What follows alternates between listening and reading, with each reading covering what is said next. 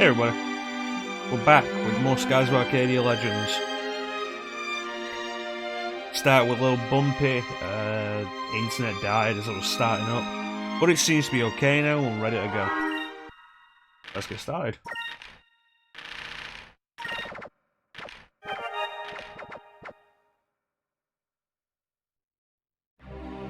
Yeah, my internet just died not long after I started, and then, that was great. Thankfully it happened before I'd properly started, so I was able to work it out. How you doing, Simon? Okay, so the chest we have here, a pair of Sacras crystals and a moonberry.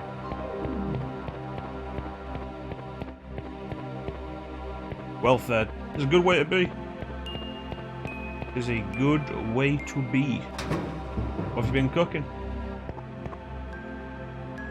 I'm gonna need your finest weapons.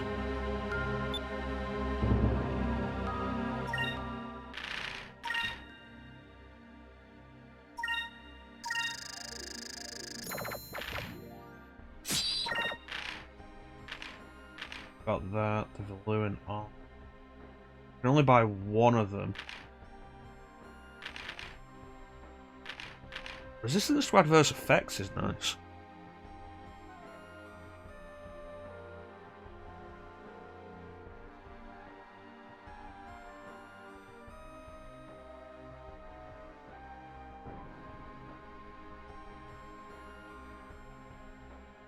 Does the bread have to be warm? Or is that just personal preference?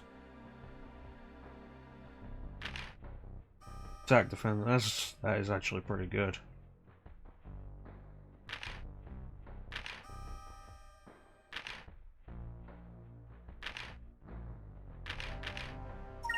Let's buy one of these, give it to Drachma. Personal preference. Alright.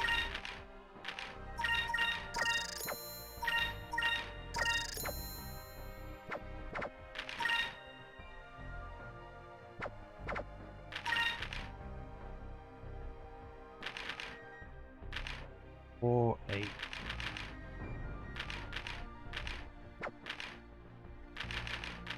Sell all of those. I want to sell any of these though.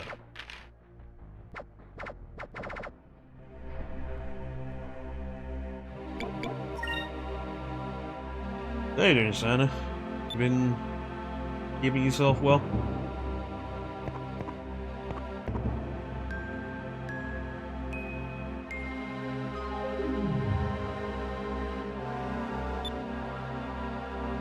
Not too bad. Glad to hear it. 25 for...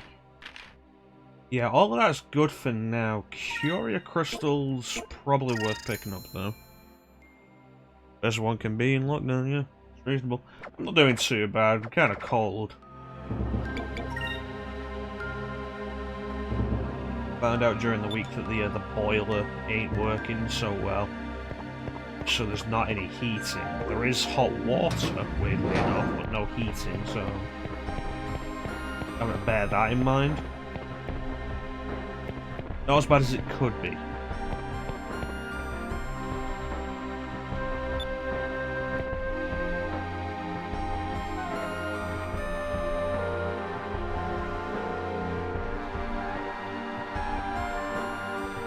Always happens at the worst times. Yeah. That happened in the middle of the summer, where I could stand. I could take a cold shower in summer. Like I say, thankfully the hot water's still good. It's just the heating isn't.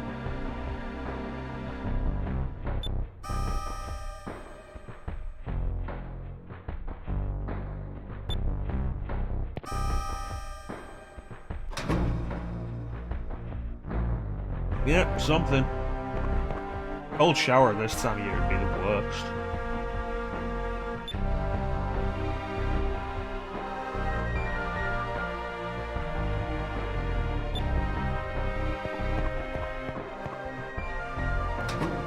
Yeah, there is that.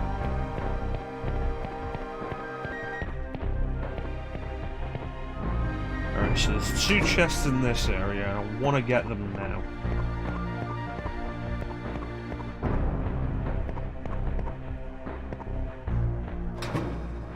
they are.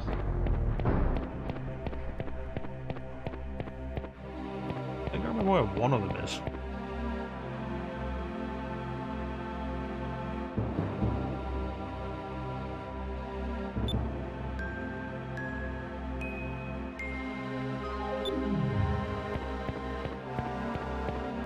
I hope my head doesn't really get in the way of the text.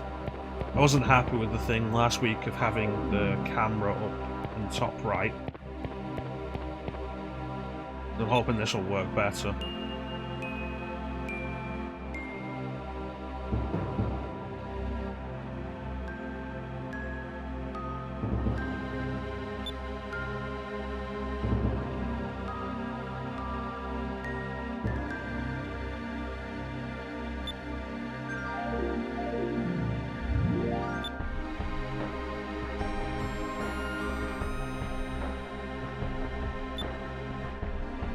That's okay so far?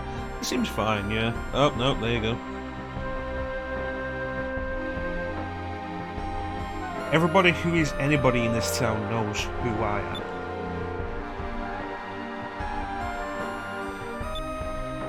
Part of the problem of putting this into widescreen, it looks great. It's not really a good place for me to put the camera.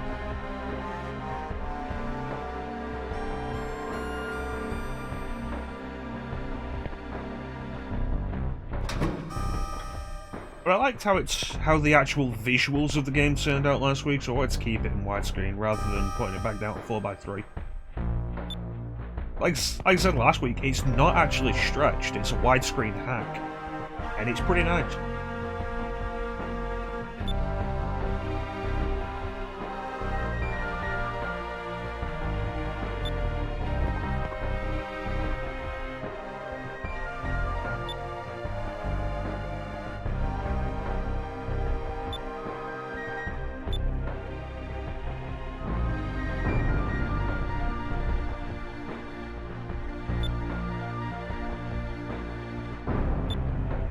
You gotta have some kind of entertainment for the people you're oppressing. But hey, at least we're not those guys who are getting executed.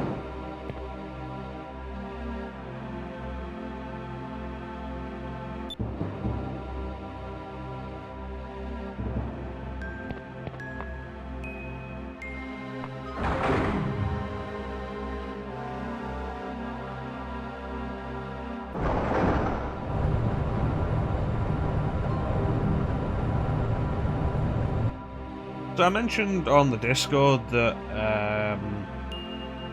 I'm considering mixing up the RPGs that I do. So the original plan after this was Legend of Dragoon, and then the Legend of Heroes Trails in the Sky, FC Evolution. But bearing in mind that we're currently doing, we did Digital Devil Saga 2.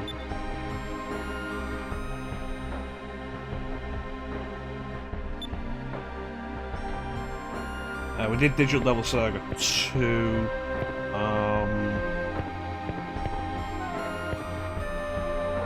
yeah, we'll be here when you go back to that. We did Digital Devil Saga 2, we're doing Final Fantasy 13, we're doing Skies of Arcadia Legends, and we're doing...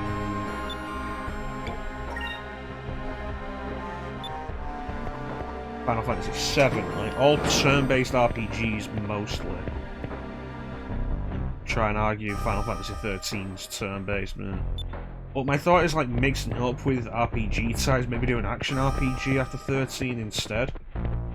And of course we have the redemption of Shin Megami Tensei Nocturne, which is also very much a turn-based game.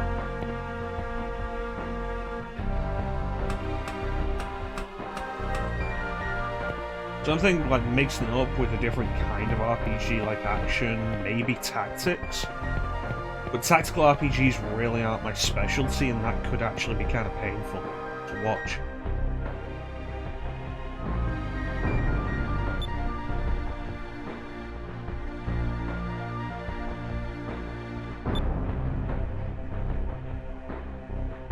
Yeah, that's my thought. The idea that, yeah, at least we're not those guys. And that's how you keep the people in line.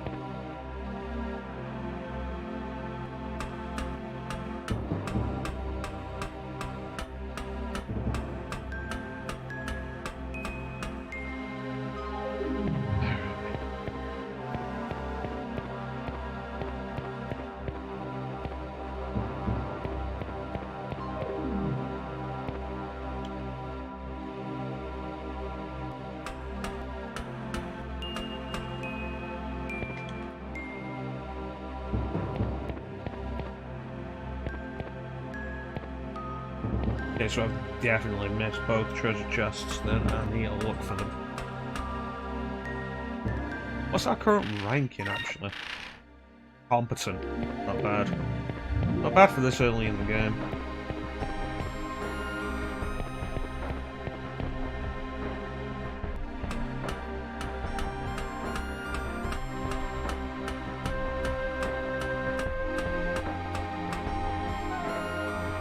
I'm sure there's one behind a green somewhere.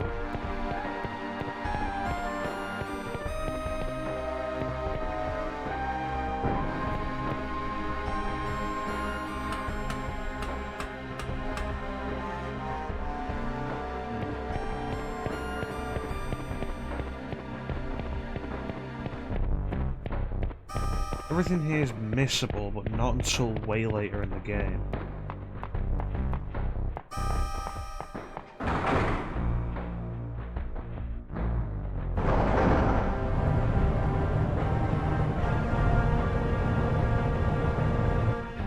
But there's nothing here we shouldn't be able to access now.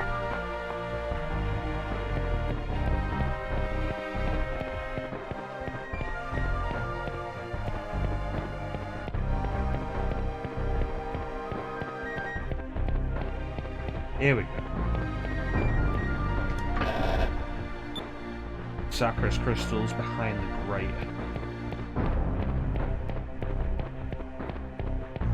The other one might be in the inn.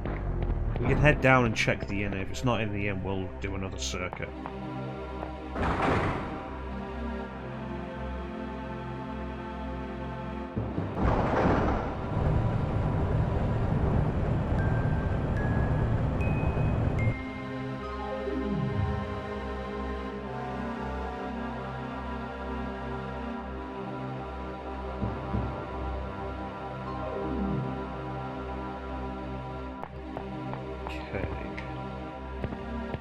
So the inn is here.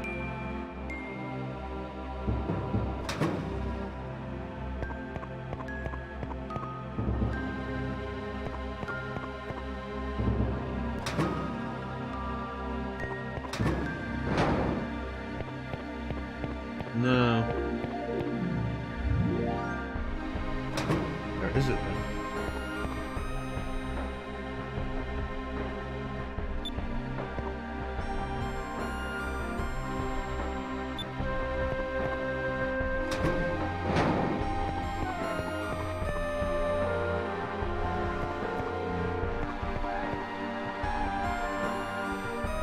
Push a little forward and then we'll have another check.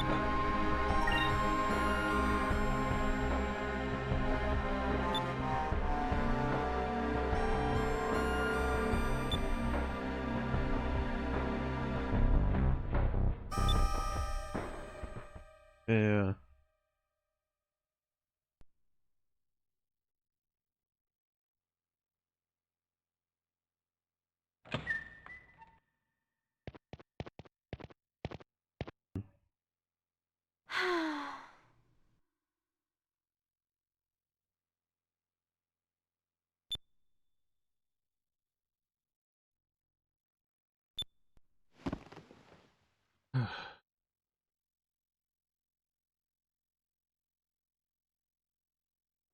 And you gotta get whatever rest you can. It'll do no good to rush out to the Colosseum exhausted.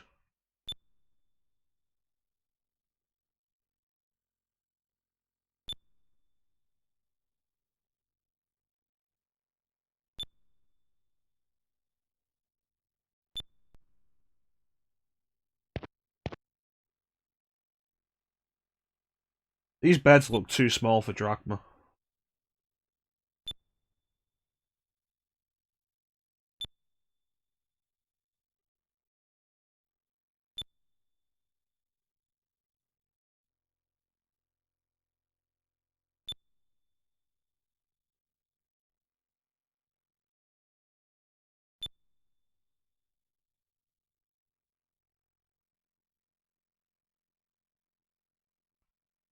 So the smart thing to do would be to wait.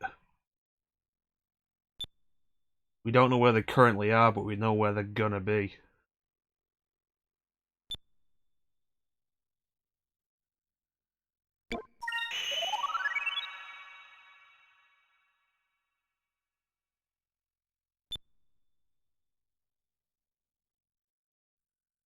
Yep. We don't know where they are.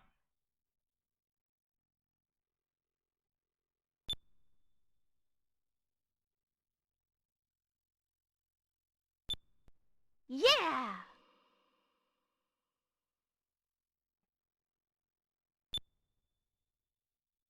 Hmm.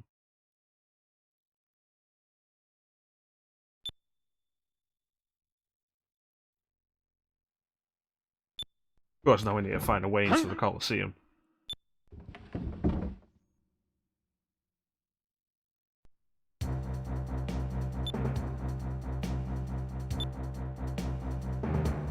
Teamwork.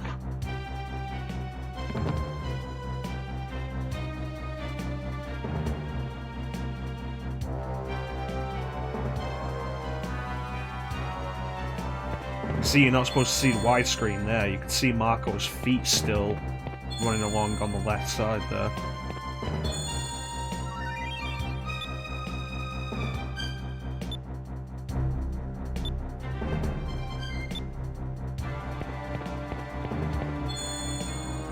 One of those little things you tend to get.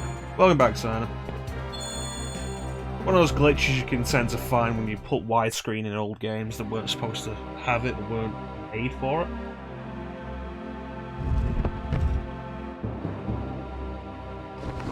Gotcha.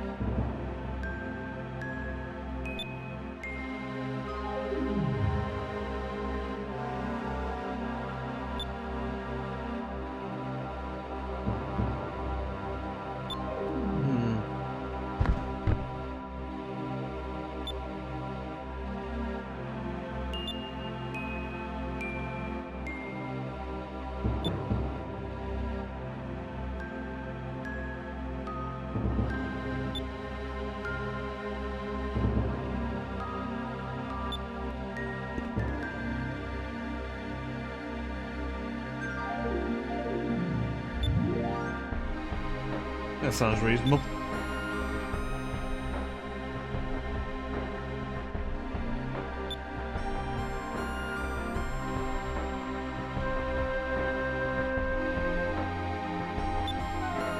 Yeah, I get it, but you can stop hammering that horn now, game.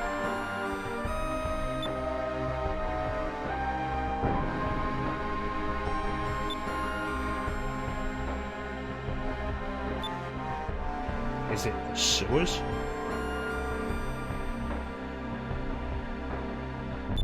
Attico. Attico.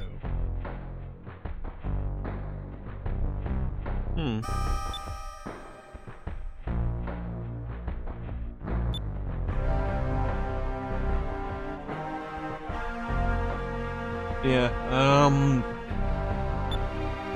not sure what the idea would be if we decide to mix up the kind of RPGs we'll do. Not sure what the idea would be after Final Fantasy 13. I'm kind of debating Resonance of Fate, which I've had on the list for a while. But we'll have to see how I feel when we finish 13.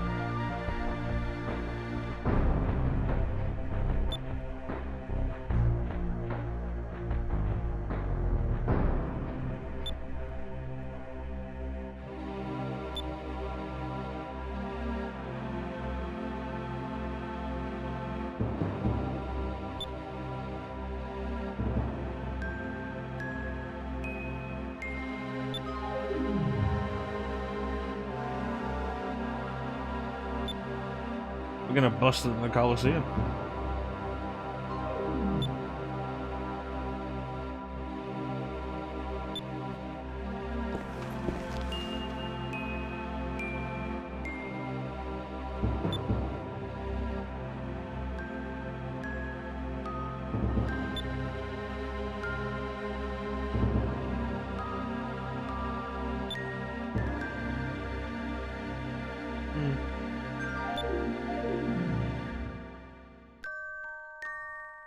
Still missing one of the chests, though.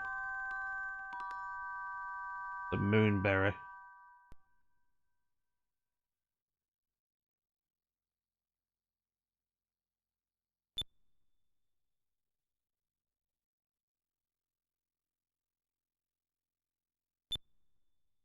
It's probably not an omen, that's just how the skies in Valua are. That's what it's like to live under the yellow moon.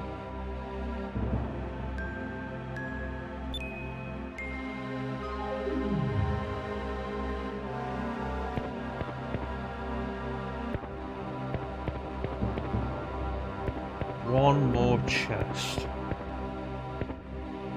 Where could it?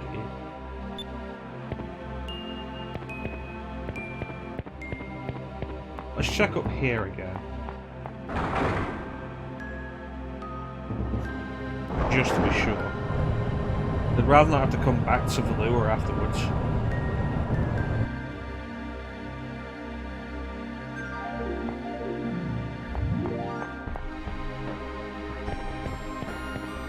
You playing anything at the minute, Sana? Working your way through anything? Other than Skyrim?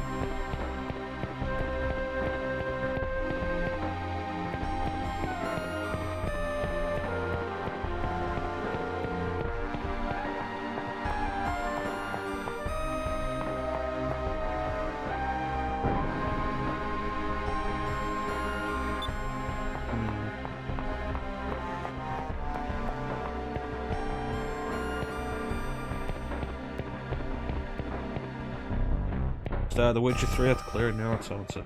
Lim's been doing Near Automata as well. I want to get to that at some point, but I want to do the original Nier first. And at this point I'm kind of two minds about whether or not I want to do Nier before Drakengard.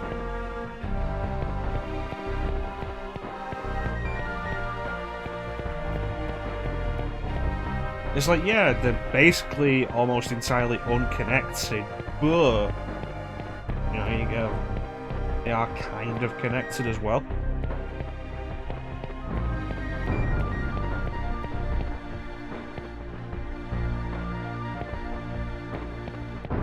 Yeah, that's my thought with it, but, like...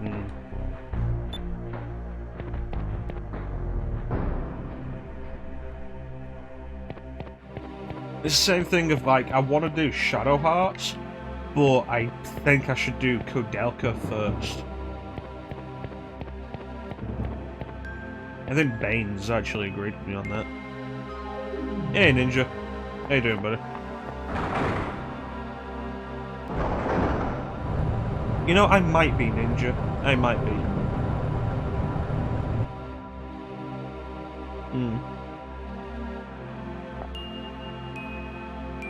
You know me, I like to have the context. That's why I played Final Fantasy 13. The entire reason I beat 13 after a lot of perseverance was because I wanted to know what was going on when I went into 13-2, which I'd heard was way better.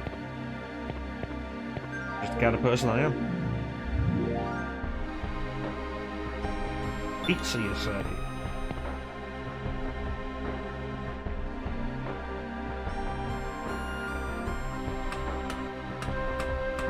And besides, I could do with a reason to actually do Drakengard.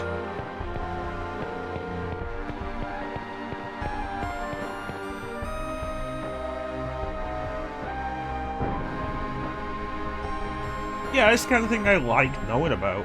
It's always something I like. Where's this last goddamn treasure chest?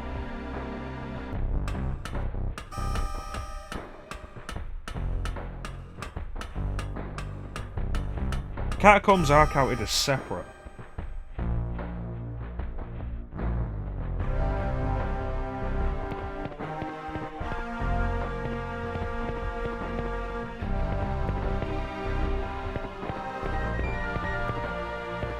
Jeez, look at how hard this was to notice.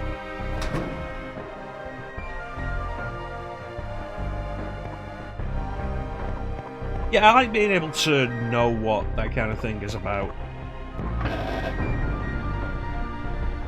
Oh jeez, I am blurry. Thanks, Ninja.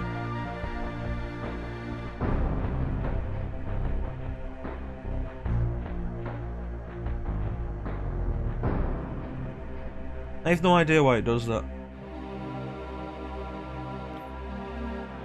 Possibly not properly focusing on me.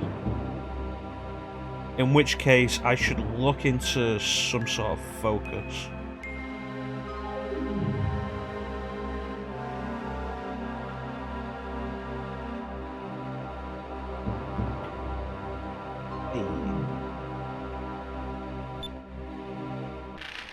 Alright. Moonberry.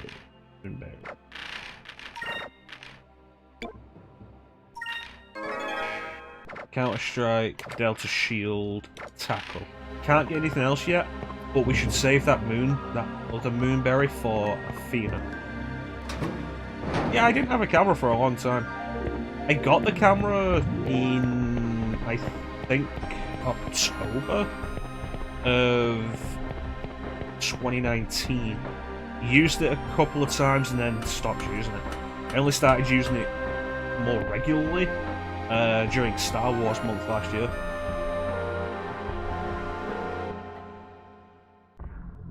Anyway. Into the sewers. So, there are 6 chests. One of them has a new weapon for Vice.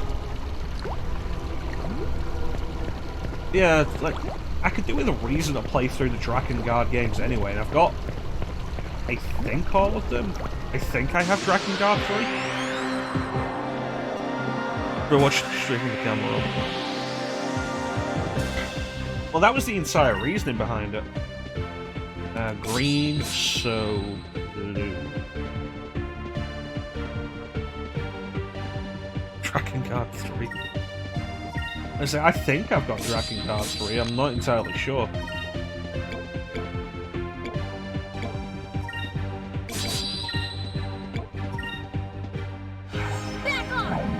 Just gonna play Replicant. That's fair enough. I've got Nier on PS3, so that's the Gestalt version. This is why I love Alpha Storm. It's a great opener for any fight. I've heard mixed things at best about Drakengard across the entire series. Interesting ideas, often let down by not so great gameplay.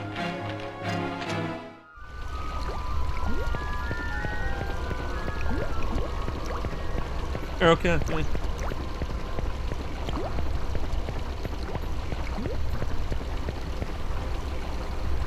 Drakengard 3, there you go. Listen, I don't even remember if I have Drakengard 3. I have the first 2 on the road.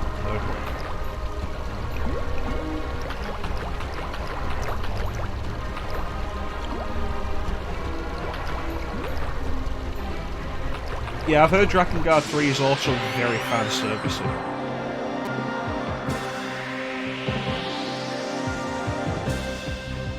Okay, what do we got? Green, Alpha. Bam.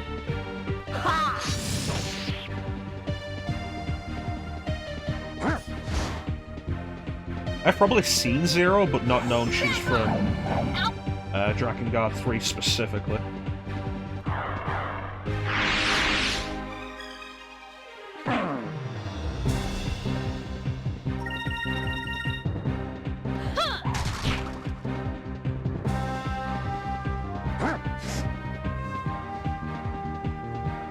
Yeah, I think it'd be... God damn.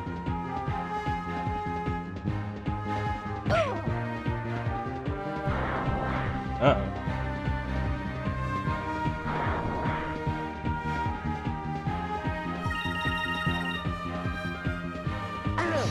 There we go.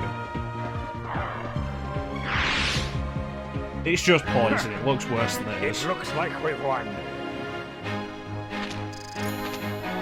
Yeah, Drakengard.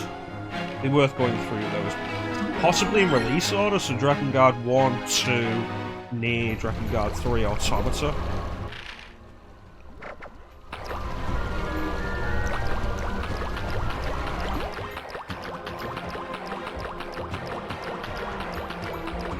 I appreciate that, Ninja.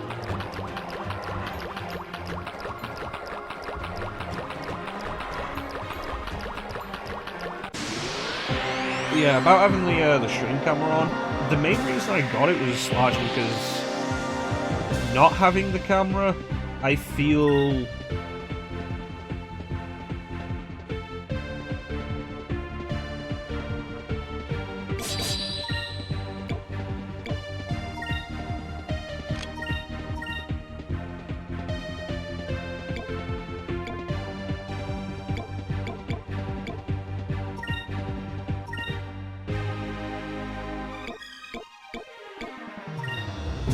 Yeah, that goes. Not having the camera, I feel like you've got to be regularly talking, try and fill the space. Whereas with the camera, you can let a lot of your movements fill that out, which I think helps. Plus, more personal. I don't fucking know. Guys, Arcadia has a fantastic soundtrack.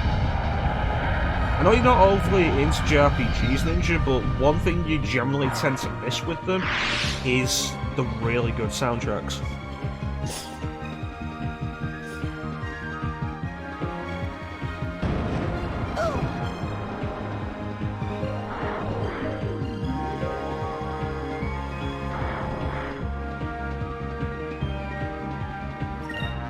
You go for the bird.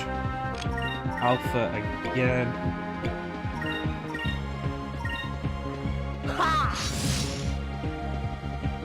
There's a lot of JRPGs with really good soundtracks.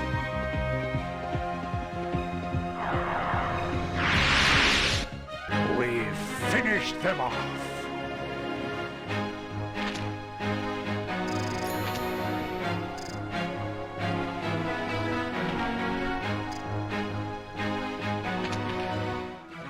Anyway. Well, that was quick.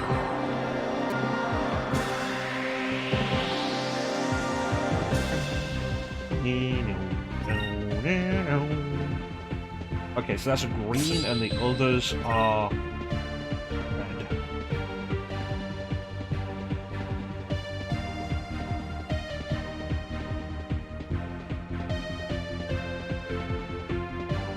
Hey, Teak. Legends treat me the way it always does, quite nicely. One thing that's really good to love about Skies of Arcadia Legends is just how friendly of an RPG it is. Sure, the encounter rate's kind of high, but it's also not a super difficult game that requires a shit ton of grinding. Back off! Alpha Star!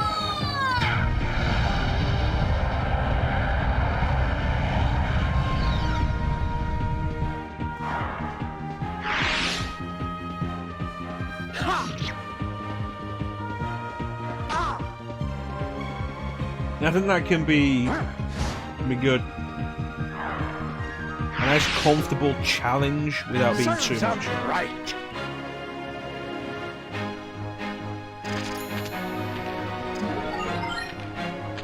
Evenly. Alright, so don't forget, we're looking for 6 chests down here.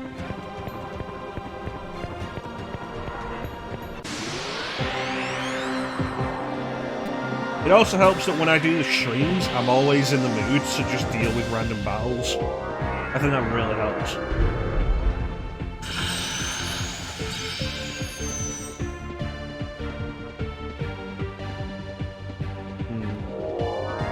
Oh, that's not good. Yeah, I saw that. I bought it, I think, last year on Xbox. And we discussed it from me playing it for like 5 hours, and it was like blue.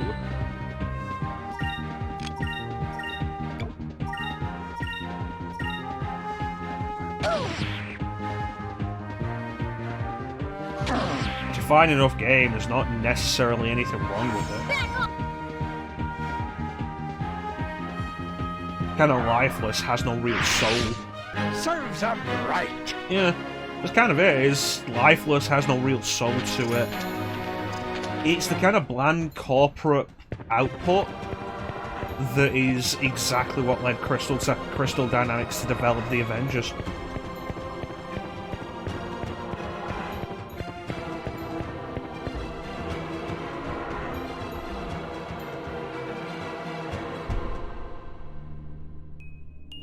And it's unfortunate because Crystal Dynamics used to do stuff that I actually gave a shit about. Like Legacy of Kain. Yeah, probably doesn't help. When you say original team, do you mean like core design? People who create Tomb Raider? Or do you mean the people who worked on the first Tomb Raider reboot? Tomb Reboot. Reboot Raider? Tomb Reboot? Tomb Reboot.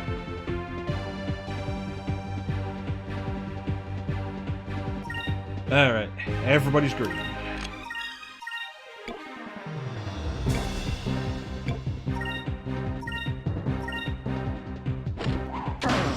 Two engines in the reboot series. That's weird. Especially since Rise of the Tomb Raider, I remember, was like very well regarded. For some reason. Take this.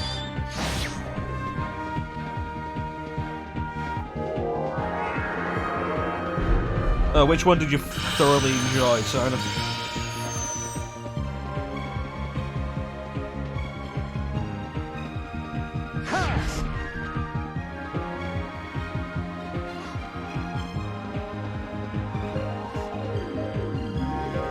I mean, that's the thing with... God damn, jeez.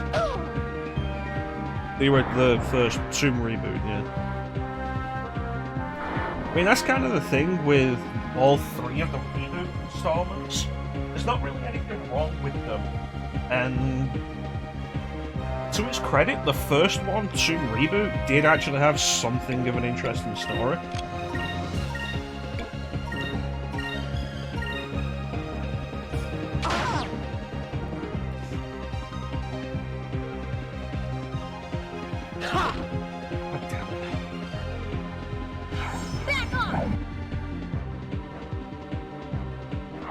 Interesting, compelling. The story was enough to keep you going.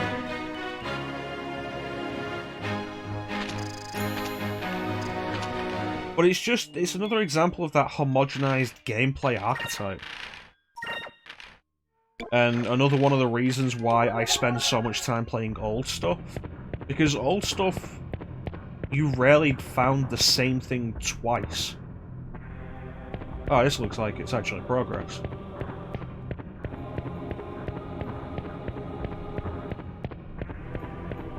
There's more unique stuff in old stuff.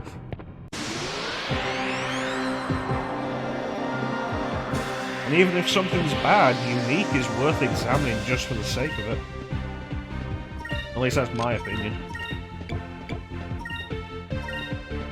I've played a lot of bad games though, so there is that. I mean, not every classic JRPG is a Skies of Arcadia.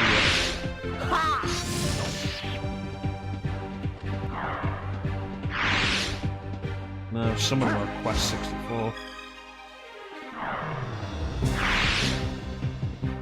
Serves them right.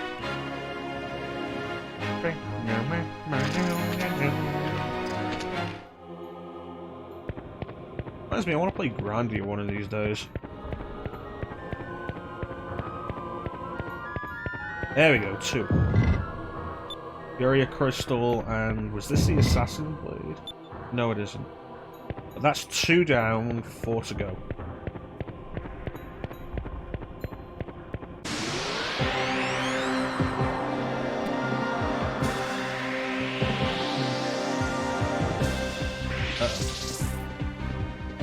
Yeah, I think, like... Tomb Raider, gameplay-wise, was just basically Uncharted with a woman. Rise of the Tomb Raider was kind of a refinement on that, but with a less compelling story.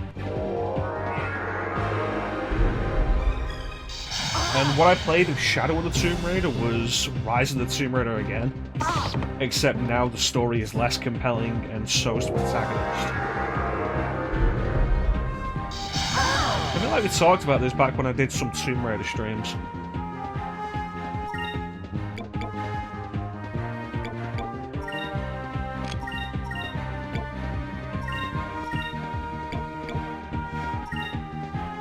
Oh, I shouldn't have done it on blue. I should have done it on red.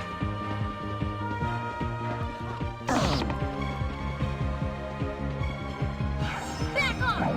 Alpha, stop! I can understand that. When the quality of the writing just isn't there, you just don't want to do the performance.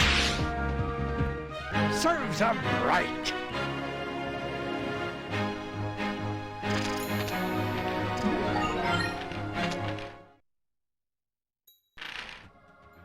Alright, throw down a couple of Sacred Crystals.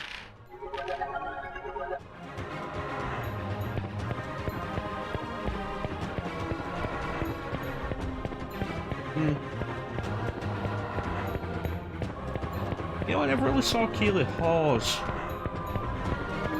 advertising the Tomb Raider games that she did. But that said, I also rarely pay attention to the promotion. Even back then.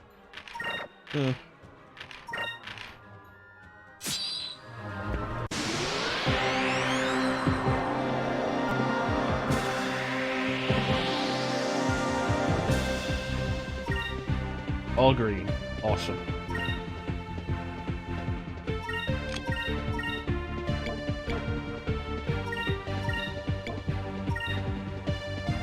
Back off! Come on. Nice.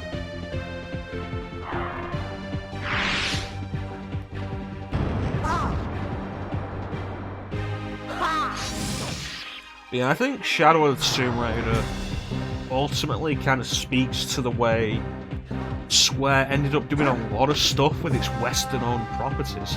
The stuff they bought when the stuff they acquired when they bought other companies. Like they bought Eidos, and it came with the Tomb Raider franchise, Deus Ex, Thief, Hitman,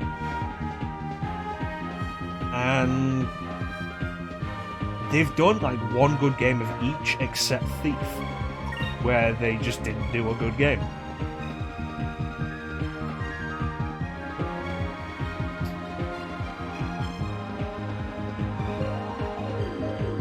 I mean, Deus Ex Human Revolution is pretty good.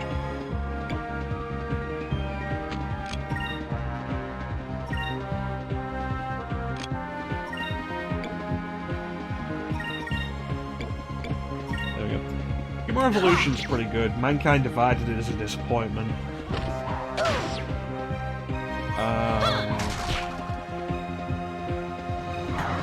Tomb Raider 2 Reboot was pretty good. Rise of the Tomb Raider is kind of a holding pattern, I guess.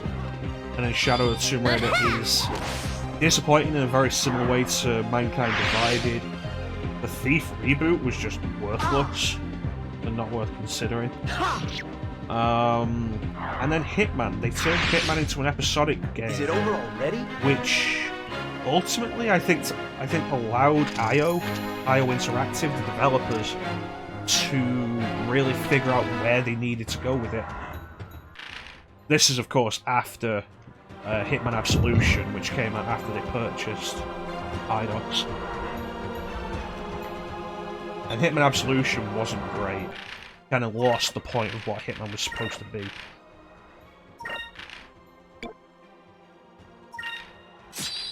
But then Hitman, the episodic game, really kind of reworked the idea. Let's just make big levels and release them one by one, and it was fantastic, and the idea was great. And so, after that, Square let IO Interactive go and keep the Hitman IP, which was weird. And then IO turned around and put out Hitman 2. It wasn't episodic, but it followed the same idea as the previous game, and bam, it was fantastic, and that's exactly what they needed. It's weird that the best of those series is the one that Square let go.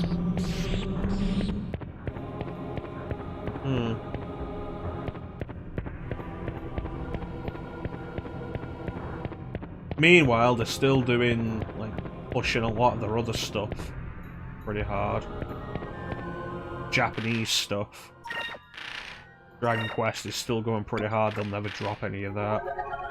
They're bringing The World Ends With You back, which is interesting, and Final Fantasy is still being pushed pretty heavily. Seems like, promotion-wise, they always had more interest in stuff like I Am Setsuna, and the stuff that Tokyo RPG Factory is putting out, rather than the stuff that Western companies are putting out. It's kind of weird.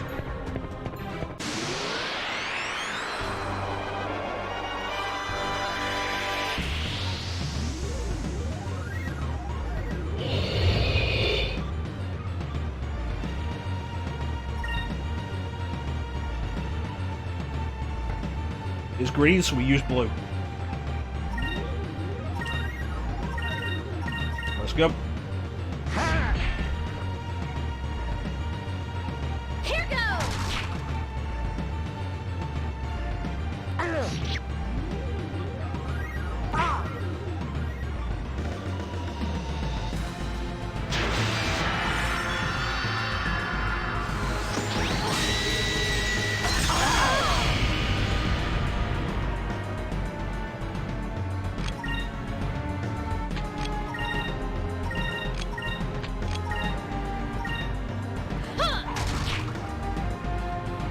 What do you guys think about a lot of the stuff Square's put out over the last 10 years?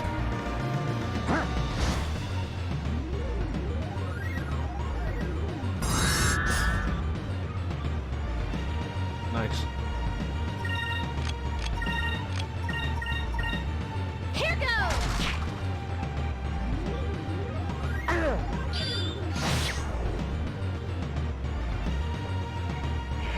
Definitely been inconsistent, yeah. Take that!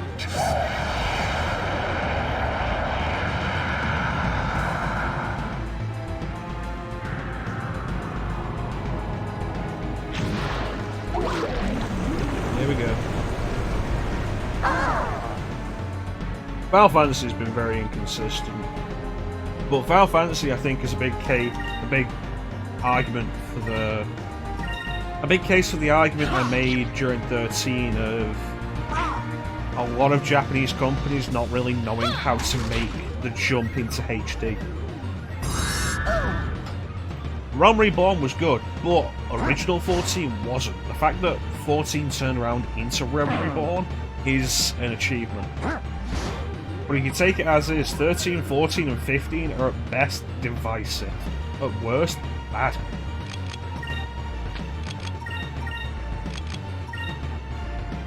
Seven Remake was good. Some of the side stuff they've done was pretty good. World of Final Fantasy's been pretty good while I've been playing that. It's generally my thought as well, Signer, but I want to see whether or not my opinion changes if I'm more lenient with it on the replay. Let's try this. But the entire 13 trilogy was divisive at best.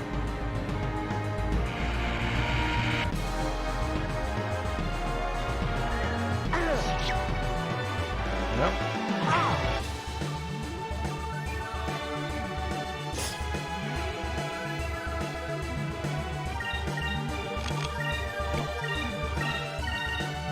Let's try this. Lightning Returns, I do want to get to. Conceptually, it really interested me. I've said before, Lightning Returns is one of the few games in the past 10 years that I've bought, specifically as the back of the box interested me.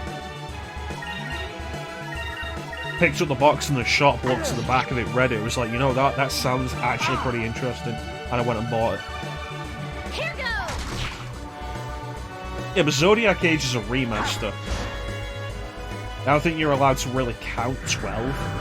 Even if you count the Zodiac Job System version, that was still, like, what, 2007?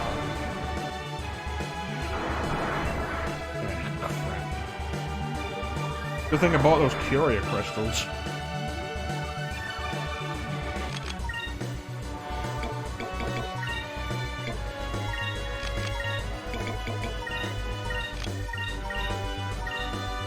Let's try this. I think they're working remastering or porting stuff has been really inconsistent.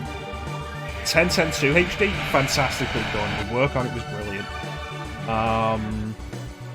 Here goes. 12 Zodiac Age is a remaster, fantastic.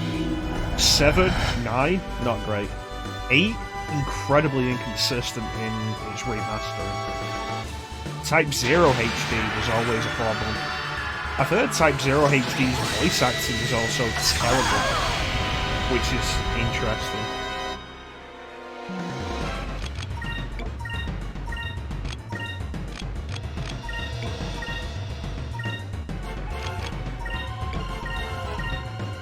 This should work.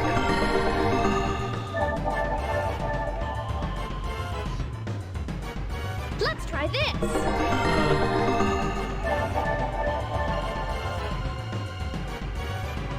Here goes. I don't know if you can blame that entirely on Square though, Teak, because my initial thought to you saying that was Japanese publisher / developer. But I think it goes beyond that. A lot of PC ports from a lot of companies range from garbage to fantastic.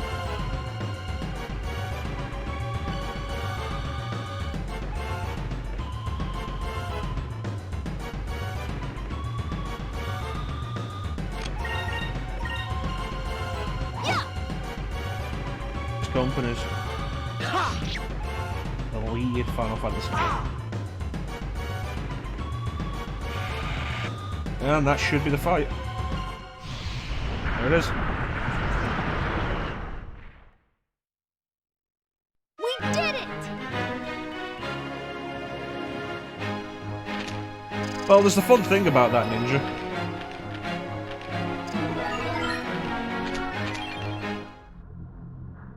Check out the bones of its victims. Which I actually assume are bones thrown from the Colosseum. Like the executed bodies.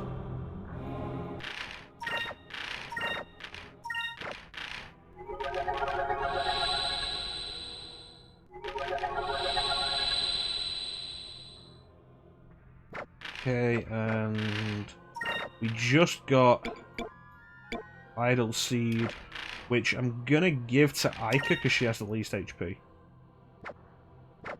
But it's not a man ninja. Tyrion, Weevil, Weathley. Aika's got quicker, which is something. Although I'd like to have Increb. Because that's not what people are shaped like, Ninja.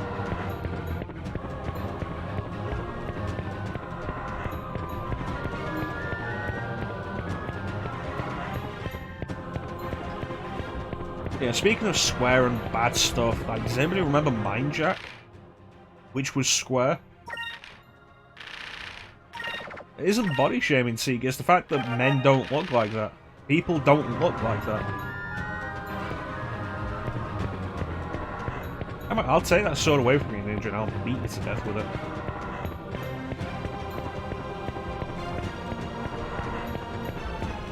Yeah. And let's not forget that after Square bought Eidos, they put out the Kane and Lynch games.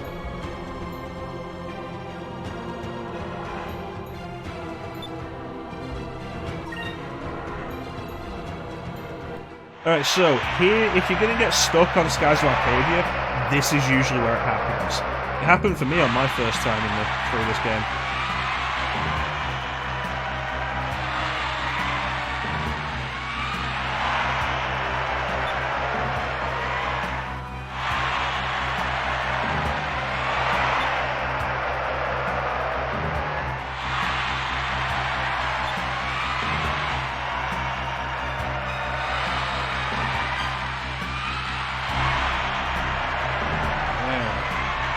But, you know, to be fair to Square, a lot of other Japanese companies also put out a lot of garbage. Capcom's only recently been making up for it with stuff like more recent Resident Evil games and Devil May Cry.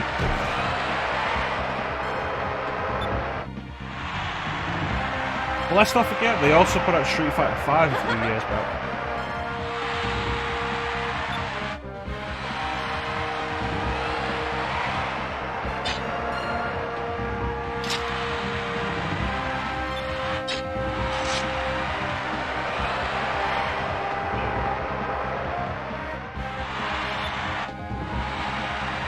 Bring it on, big guy.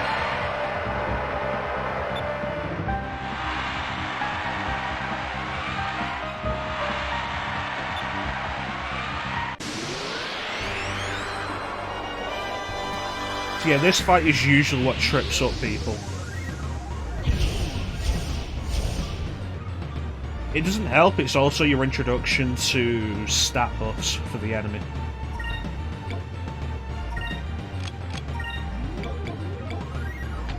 Down. What is weak to yellow?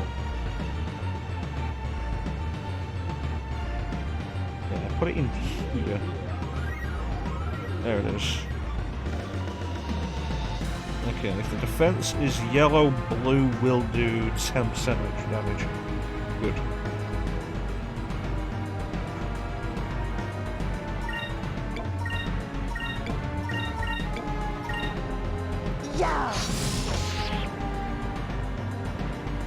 Here goes! Of course, you want to take out the mages first. God damn it. If Drachma had hit then, that might have actually killed that one.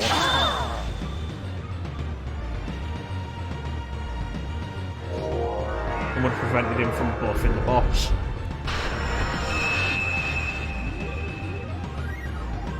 Good. Not good at all.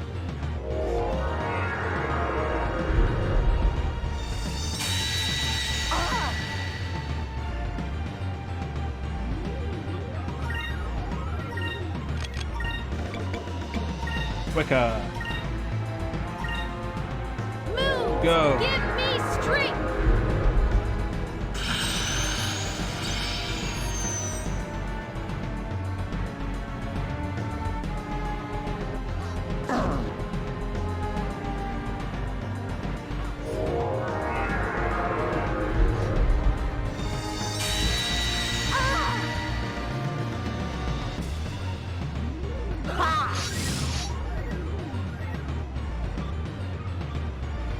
Come on, hit him. There we go. One down.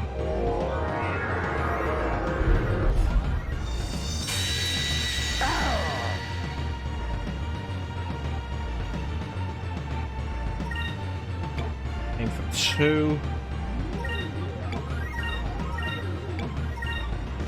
Here goes! God damn it.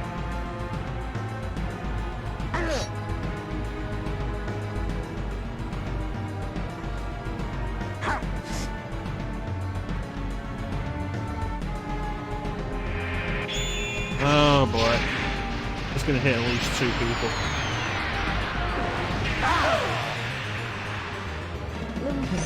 Great. Killed two people, hit all three. And tucking faster.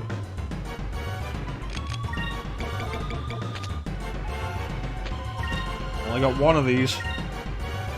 This should work. I mentioned this last time, but it's kind of a problem with early game Skies of Arcadia. In that it doesn't give you a way of reviving characters for a while. So if a character goes down, you're kind of fucked.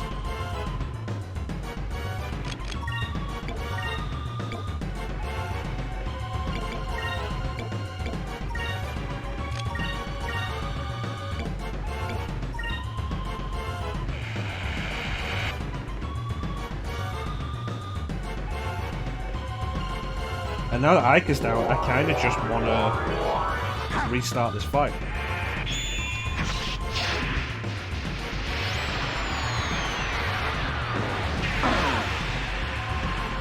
And now Drachma's down, and we are restarting this fight, definitely. Here goes.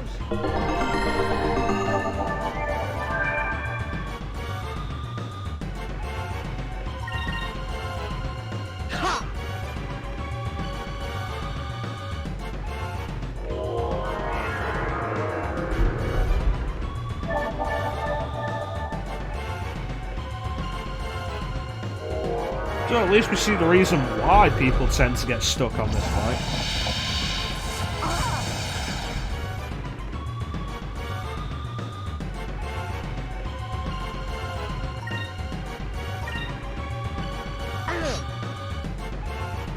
Inside of that.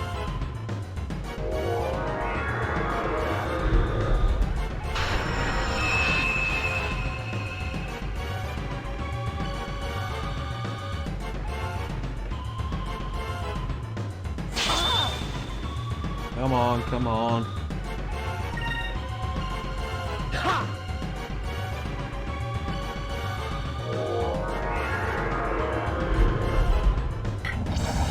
Now it wants to play coy with the tackle attack.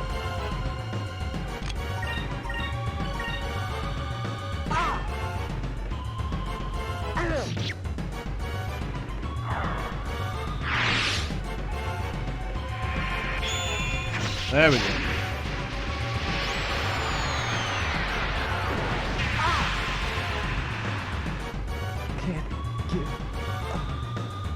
I'd say that kind of thing is actually the trickiest thing about this game. For the most part, it's not overly difficult. But almost every boss is capable of pulling out one move that will do a lot of damage.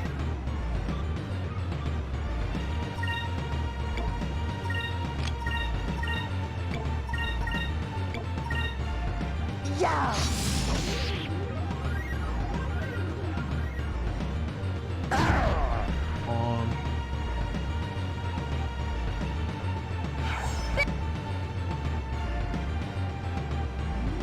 I would have liked. Come on, Drachma. Yeah. Nice.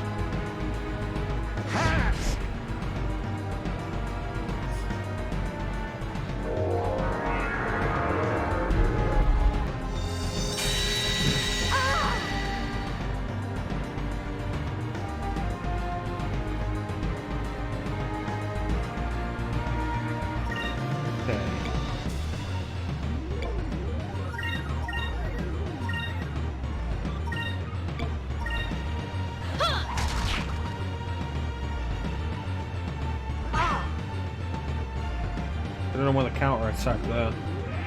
I hope that just hits Drachma. Awesome. You also see the difference between the enemy buffed and not buffed. There it is.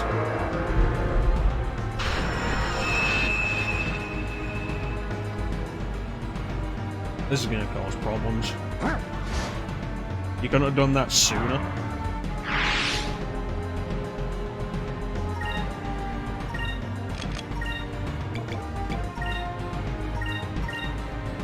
Moves, give me strength. Yeah. Thankfully, everybody's actually positioned fairly well for this. Tackle will only hit one person.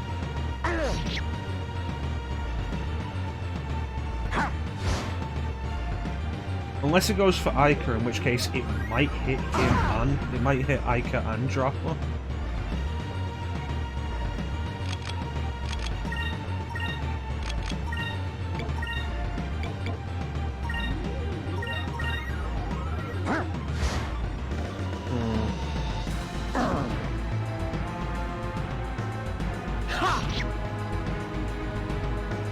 Let's try this.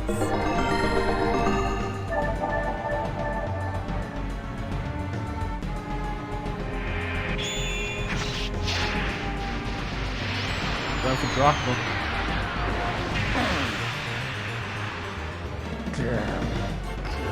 I was tossing up whether or not I wanted to heal like Vice or Drachma, and I thought it was Vice can't take the hit as well.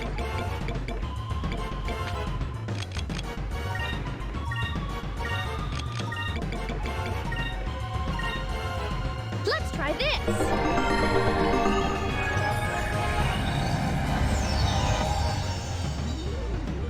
Good. Let's try that again, shall we? Hey, you're doing good stuff.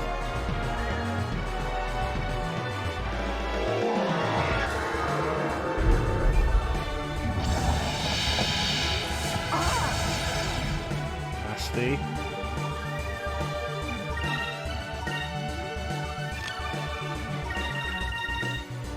Go for it.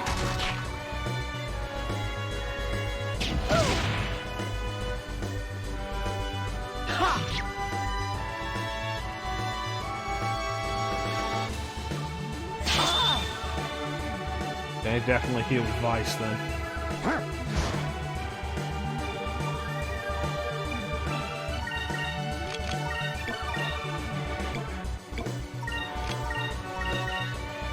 Let's try this. Alright. With any luck, this will either be our last turn or the next turn will be. Oh, he's guarding the son of a bitch.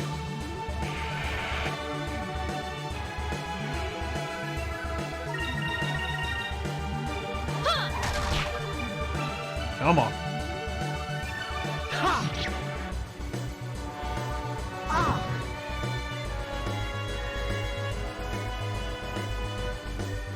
Drachma couldn't have taken the turn before the executioner. God damn it.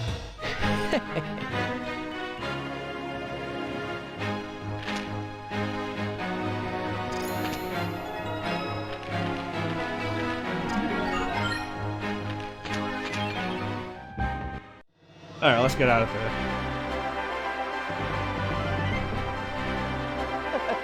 Who's dropping the confetti?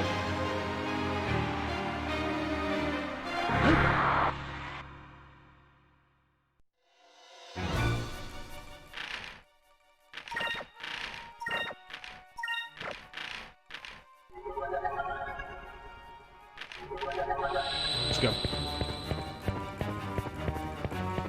Gotta get out of here, and we also have one more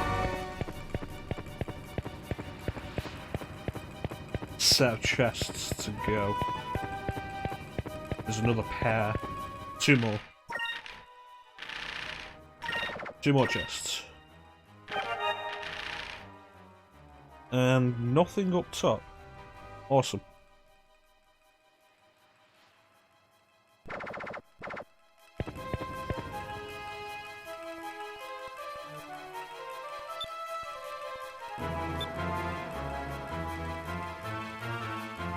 Anyway.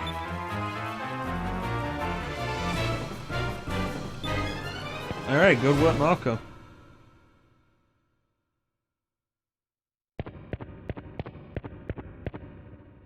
One. Two. Awesome. That's all the chests. That's all the chests in Valua.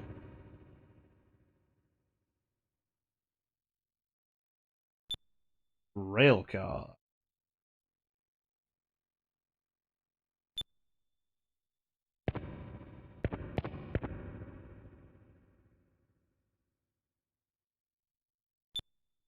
Yeah, we're not out of it yet.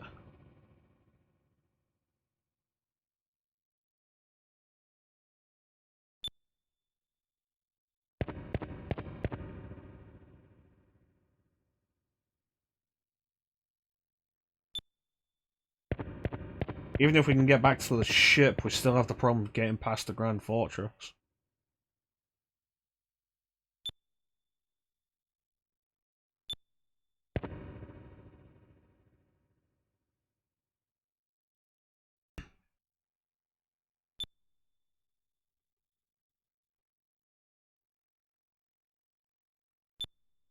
Alright.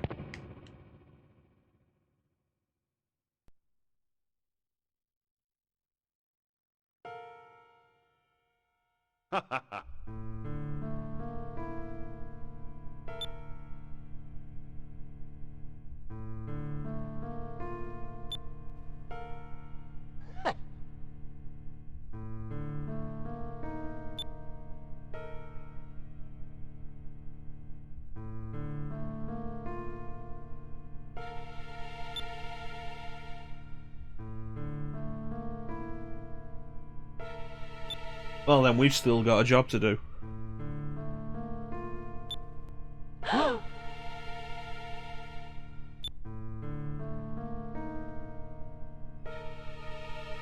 Alright, we'll be here when you get back, Simon. All the meets the eye.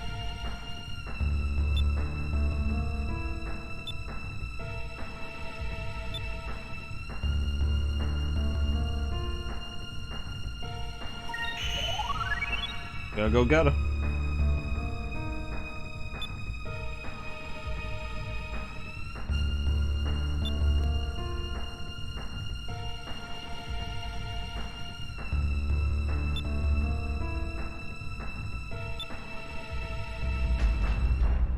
He was holding on to this yellow moonstone the entire time. I mean, I suppose it's not a huge deal because yellow isn't going to do as much good under the yellow moon. Uh-huh.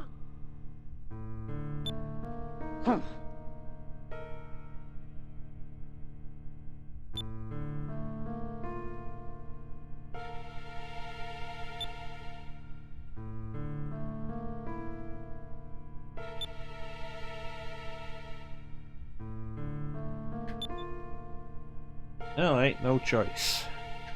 We're gonna go save the friends.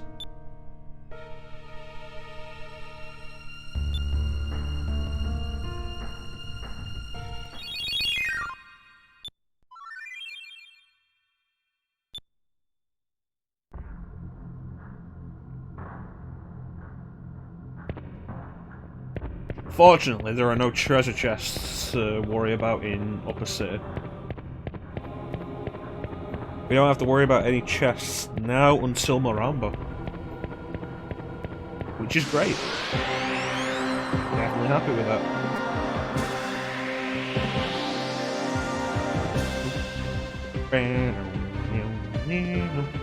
And of course, now that Drachma has left, we have to go back to dealing with enemies with 2 characters.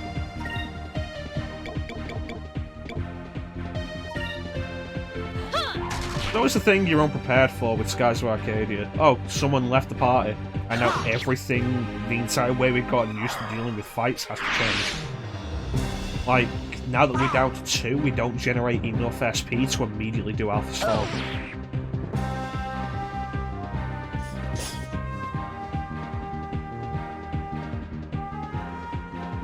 Okay. Take care of that guy.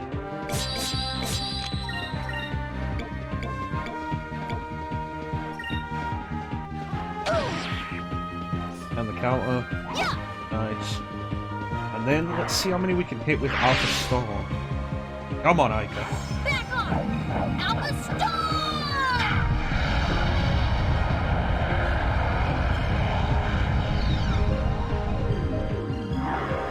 Yeah!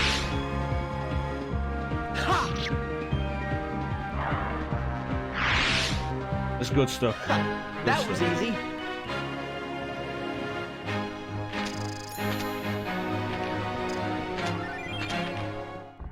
Ooh, new accessory.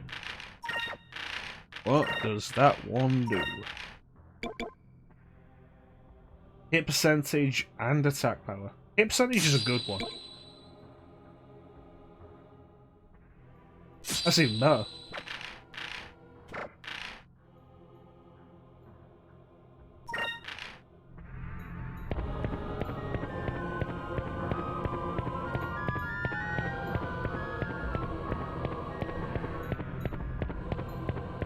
That finally feels better. I've been clearing my throat since the start of the goddamn stream. It finally feels better.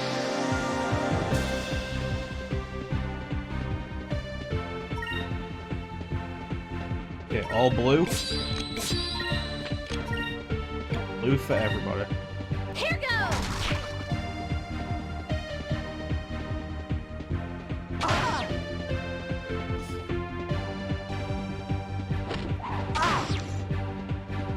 Yeah.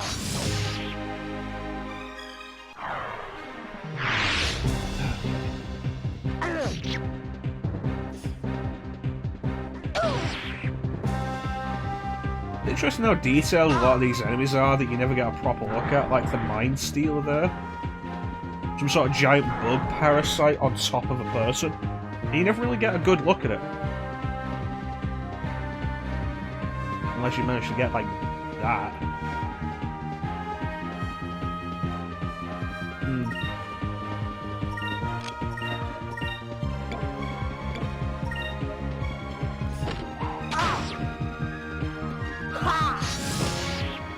There's also not really that many reused models that have palette swaps in the game, which is kind of neat. But then again, I think about it with stuff like Final Fantasy VII and 8 also didn't really do that. That kind of blatant model recycling mostly happened in the sprite RPGs and then in later RPGs as well. But presumably it was a cost-saving measure. But the sprite RPGs are probably a space-saving measure. Like how Scorpion and Sub-Zero are basically the same sprite, just with different colours.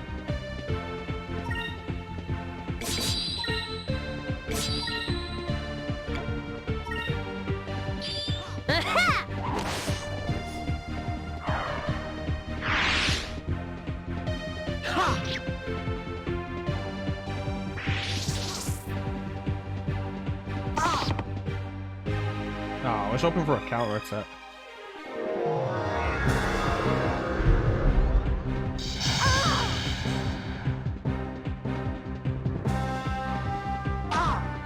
No. Alright, good.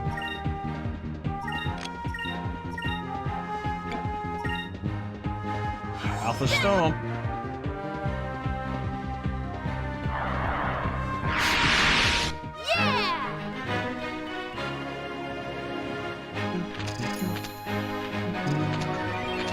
Ooh, a Moonberry.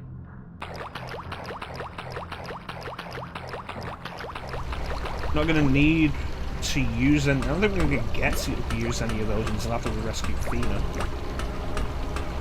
But it'll be good to be able to give Fina immediate access to her special moves. Fina's special moves are all healing focused, which can be very useful.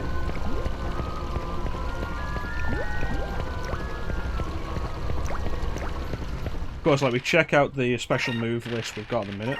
It's like, we can't... Oh, we can get one now. Because it takes 2 Moonberries, huh? Power of lightning to rain down upon all enemies. Is that Rain of Swords, or is that later? Right, because it costs 2. That's a useful move, actually. Like a better version of Alpha Storm that hits all enemies on the screen rather than just enemies in a particular direction. But I want Fina's Lunar Blessing because it's a really good ability.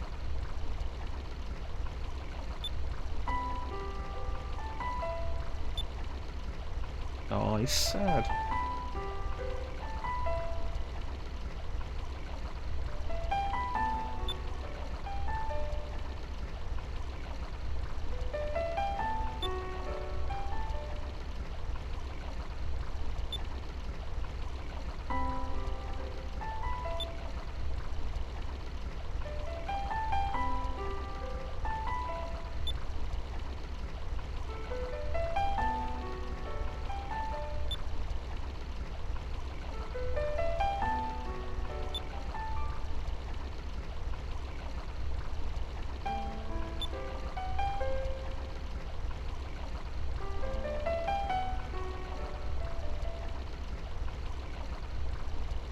Never give up.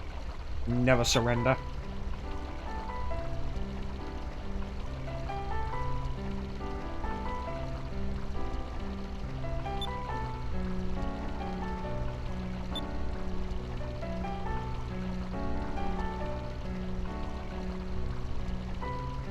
I'll find a way.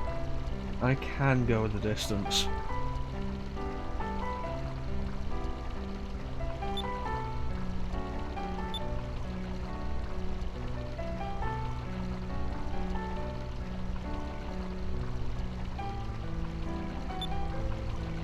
Uh-huh.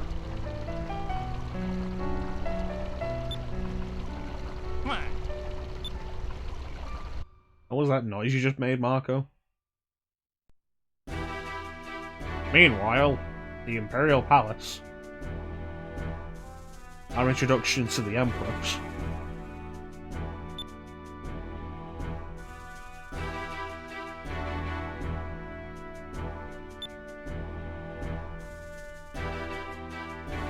Sylvite.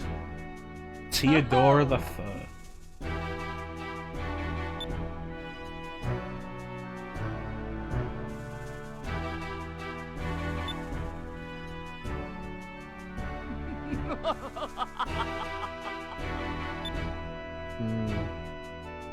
How?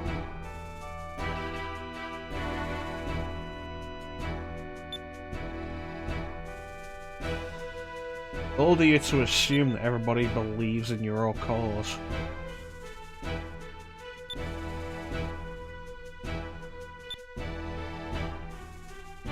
And if she doesn't, will she be destroyed?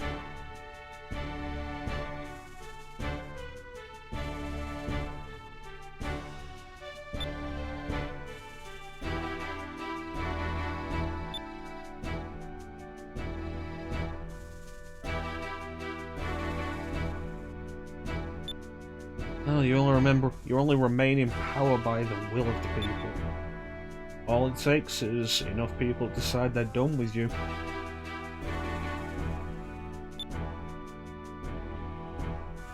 And welcome to the revolution. Moon crystals. Gigas.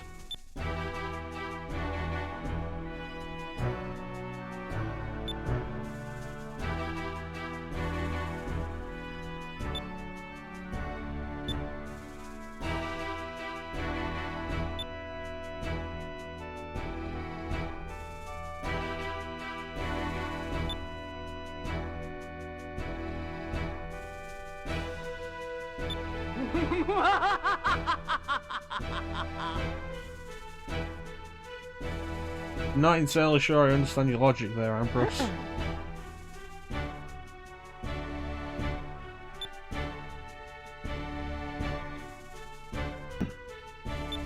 Go Fina.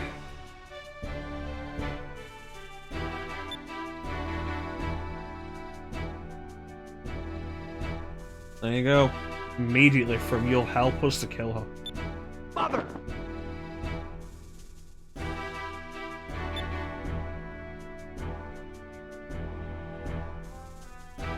She seems calm.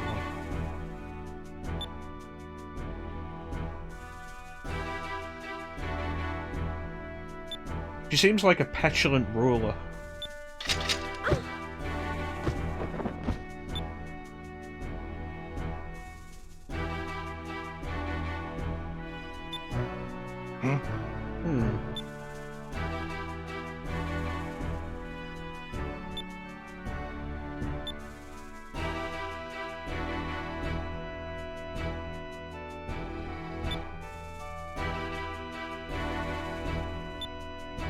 Jansen, how you doing, buddy?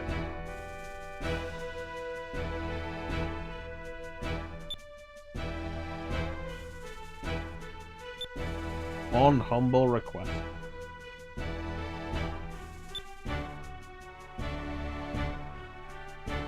A new admiral.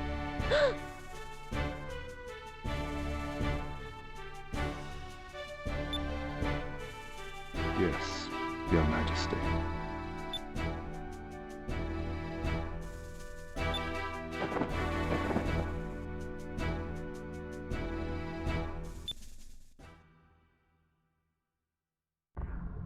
Meanwhile,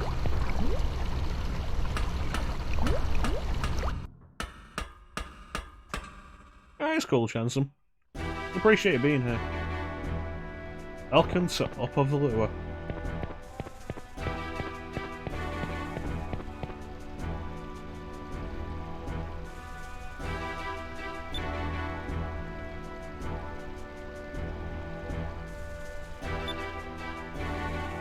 Oh no, how sad.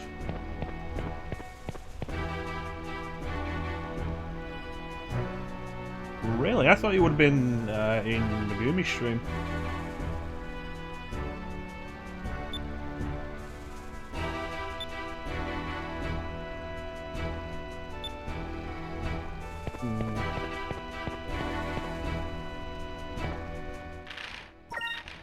Let's get to the palace. Let's go save Fina.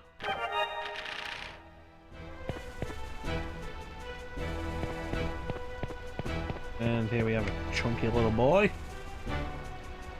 Gander.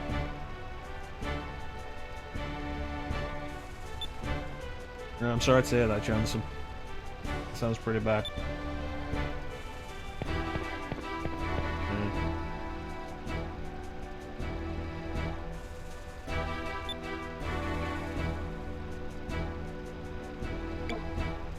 We'll do this in bottom to top, but this will basically explain the attitudes of Upper City probably best. I'm doing okay. I'm doing pretty well so far. We're still got at least another hour of the stream we can do. And we're currently doing pretty well on getting all the chests. A little bit concerned during Lower Valua, the lower city in Valua, but we found the hidden chest there, and we're doing pretty good. And then, like, different answer.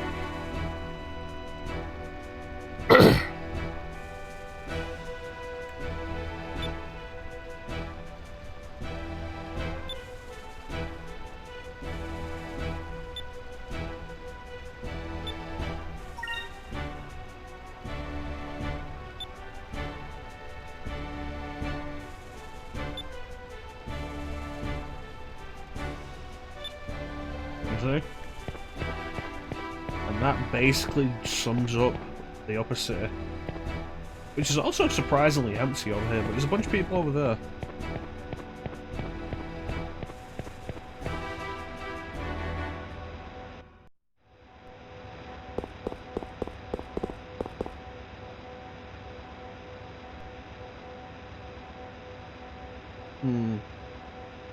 Wow.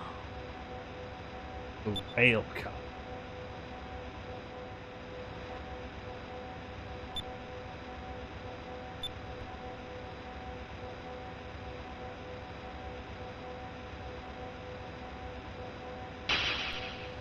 Oh, hey, Fina.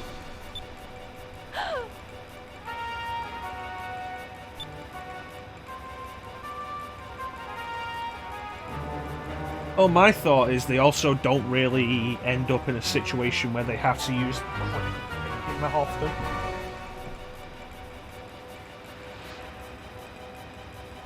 So they're all just kind of idiots. Which is kind of reinforced by Alfonso and everything he does.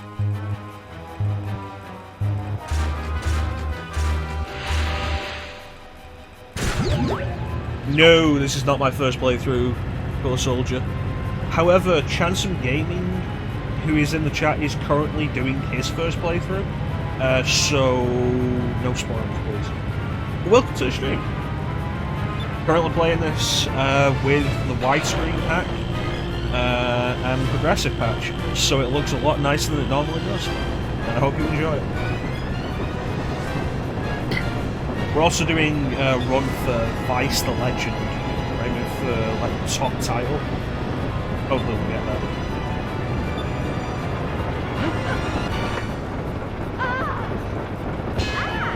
It's good work, Aiko.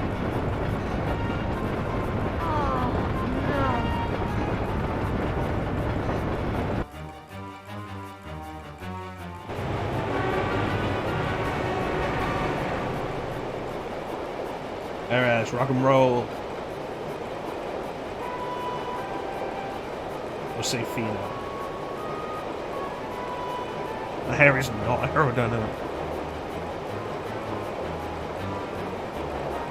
Yeah, there's no problem, Chancellor. Yeah, that Core Soldier, that was me last year when I played this on stream. I did this on stream last year. and that was the first time I played and beat this in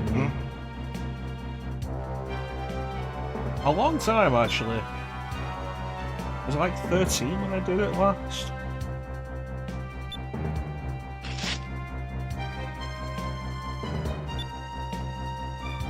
Maybe? Probably over 10 years though, and it was really good to go through again, and I hope you enjoy your playthrough that you're doing. I can tell you, if you're into the RPGs of the time, this game really does hold up. It's fantastic.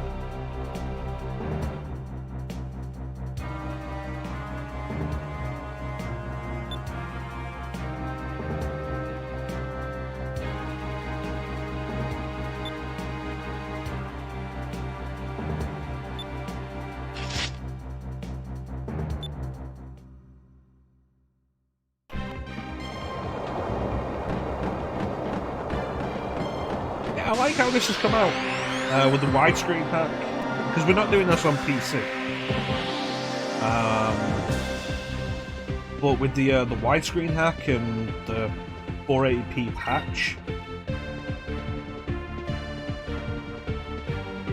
it has come out looking really nice.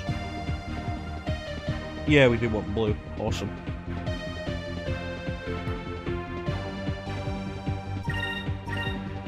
Yeah. Here goes. Nice.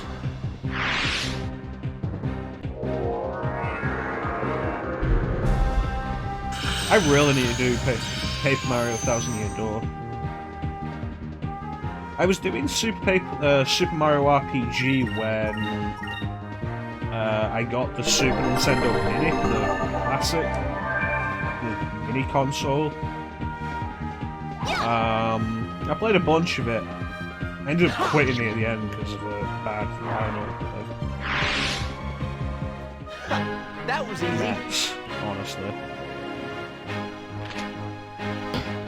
Kind of accidentally wedged myself into a dead game because of the limited inventory. Wasn't super into the battle system, but the writing was fantastic. Loved the writing.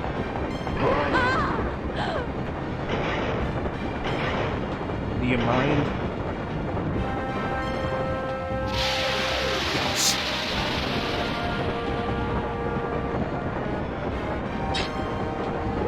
Oh, you're hiding that sword, Galcia.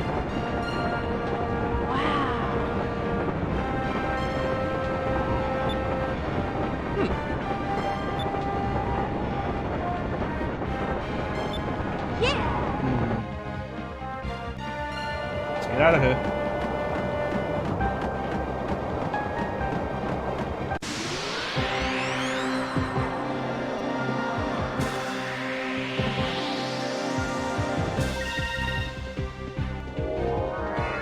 I've never actually been caught by Galcian here. Which is a good way of saying now I've jinxed it and I'm probably going to get caught. Am I blurry again? Yes.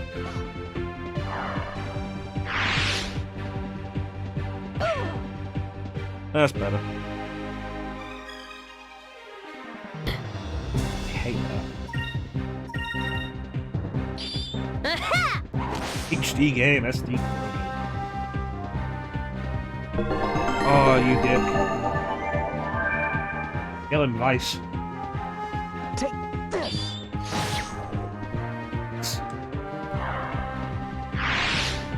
Yeah. I would have thought this camera would be auto-focusing, like basically every camera would be that you'd expect. Yeah, I've never run into him.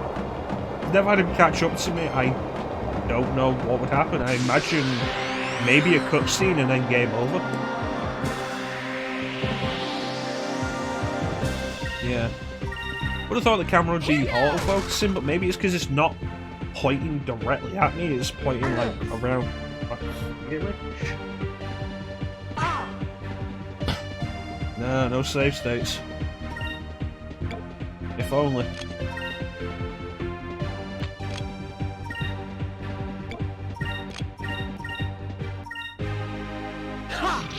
Come on. Good damage. Damn it. If I could attack then, that would have worked.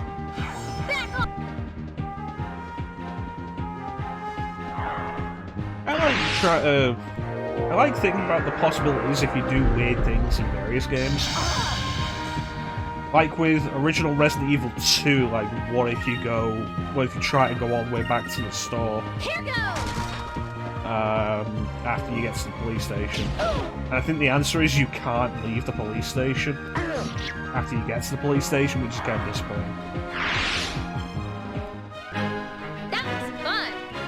Alternatively, Resident Evil 3 has the thing of what if you go back to the warehouse after you get the objective to fix the trap, and the answer is there's a bunch of extra stuff you can find, which is kind of neat.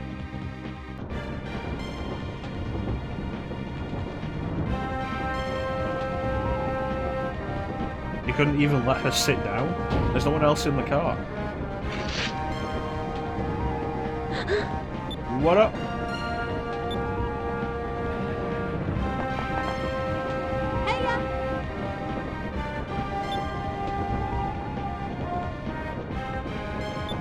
Okay.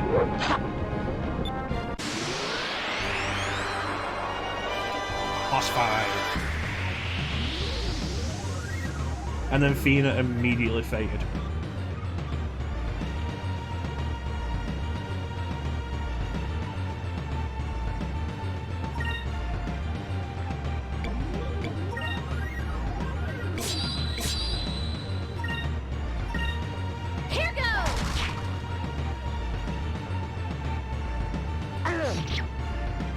You know, I would probably actually appreciate having a healer in the party.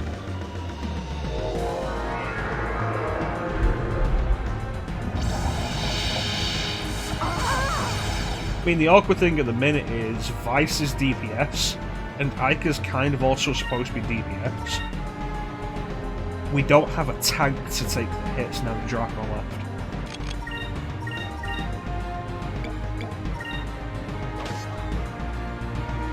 Let's try this!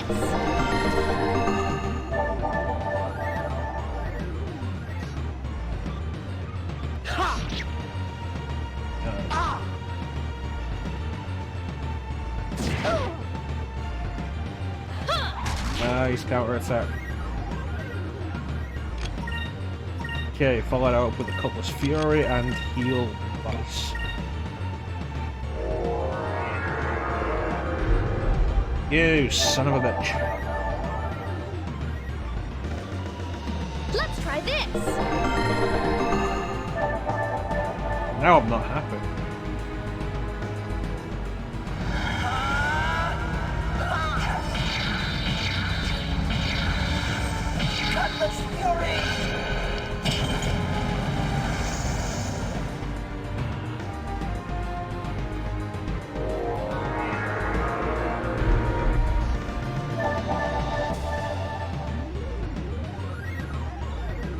Okay, somebody doesn't want to play fair.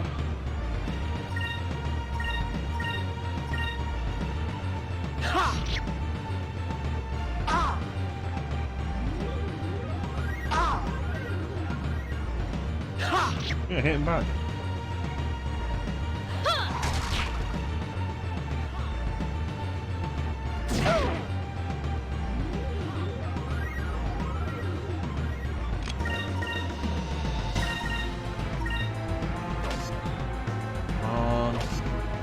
Can you counter... Oh, you can counter that, yeah, definitely. But can you counter Cutlass Fury?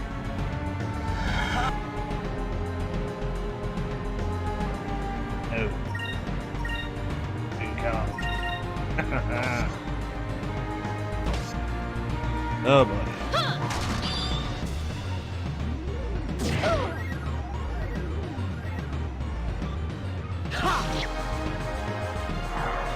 Love the victory fanfare style of the theme. It's always so cool. But yeah, you're doing it. Rock and roll. Stop guarding when I'm doing the attacks. You bastards.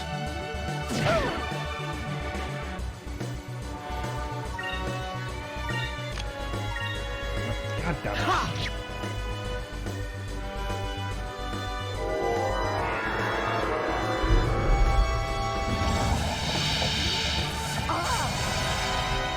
What a heal there, not a guard.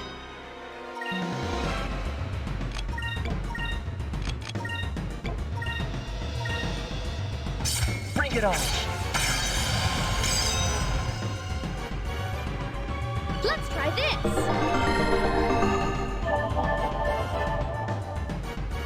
Okay, rework. You son of a bitch.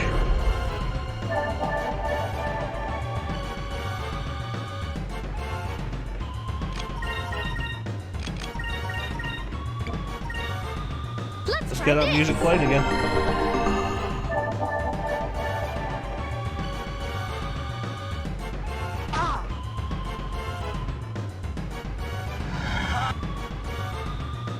Yeah, see what happens when you don't block? Why isn't the good music playing? We're both high enough health.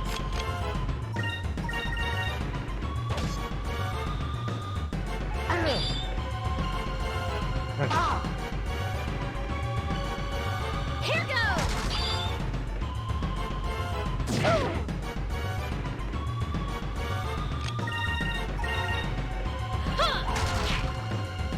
Come on, don't do the strike.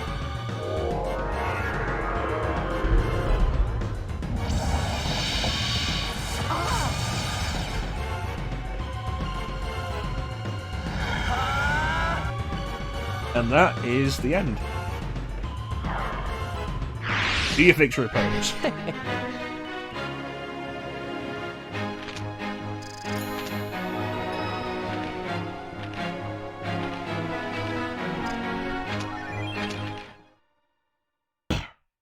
Let's get out of here.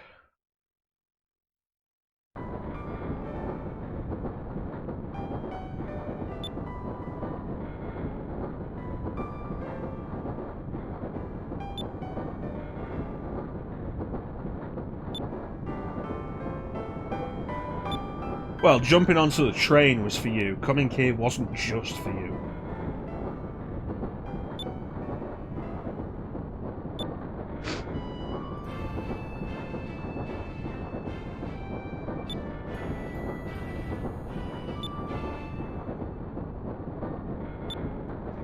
Rock and roll. Alright, good. What, he found us? When he saw where we were going on a train that only goes in a straight line? It's like the dumbest thing Vice says in the game.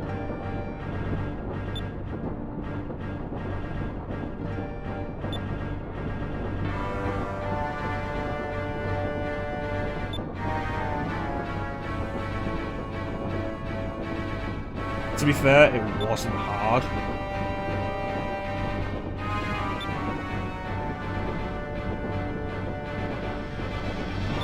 Well, if she's worth something to you, then that means it's worth something to me to keep her away from you.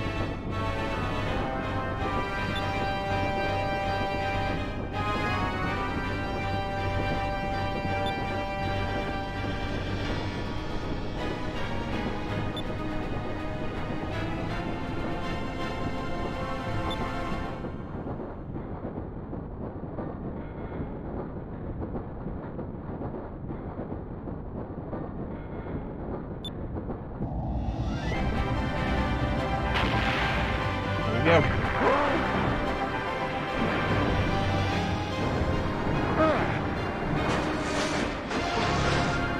Bye.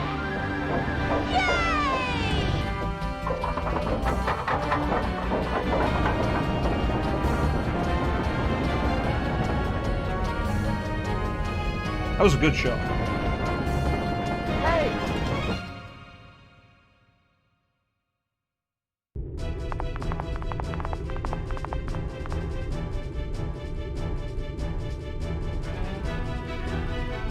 Yeah, it was actually really good sound. Thank you so much.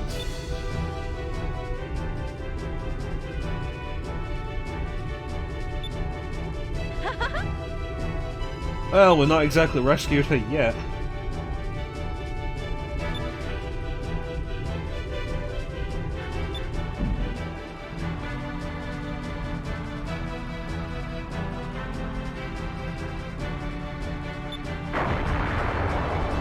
You better fly.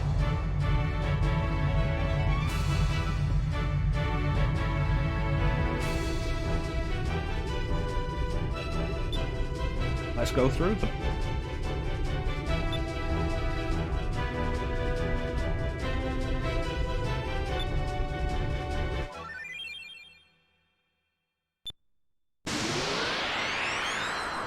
I love the ship combat.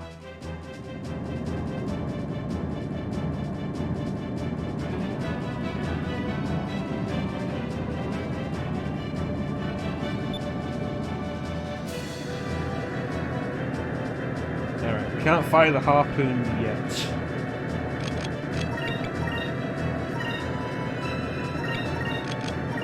I want to focus there. Again. Don't worry, he'll come and go as he pleases.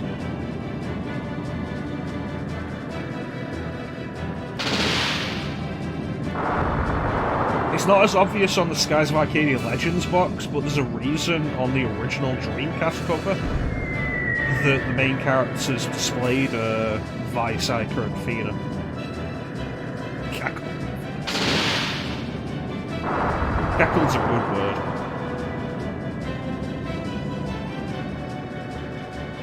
Yep.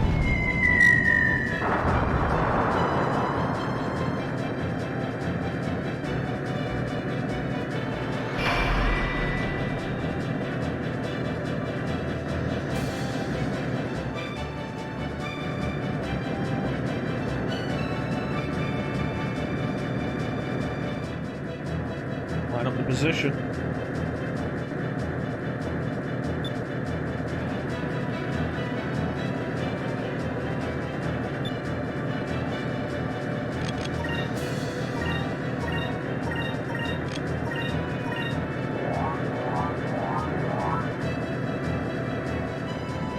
Go. See how this one plays out.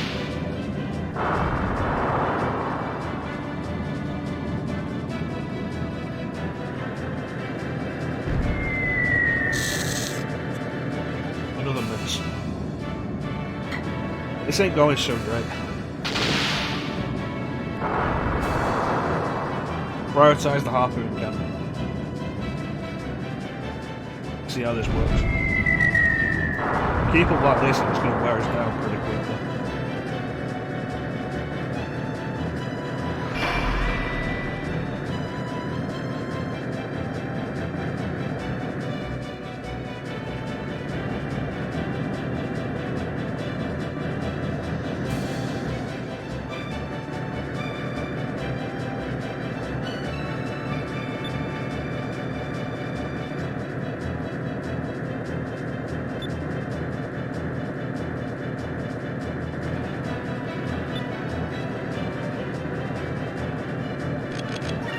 First time.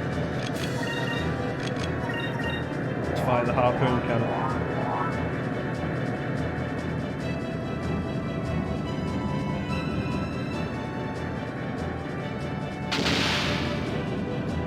Yeah, we can take that hit.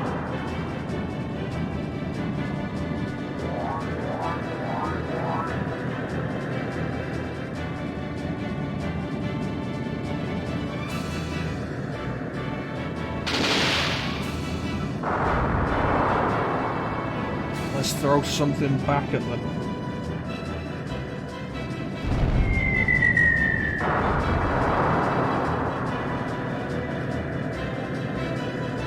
Let's go. Harpoon cannon, fire!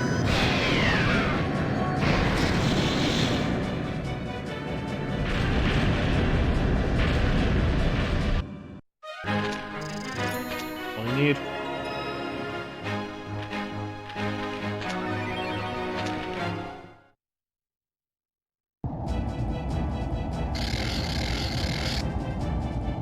Really probably shouldn't do that, so...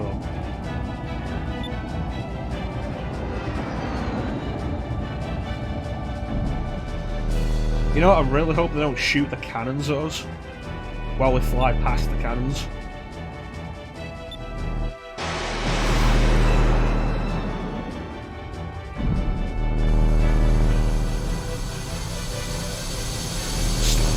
Barrel roll.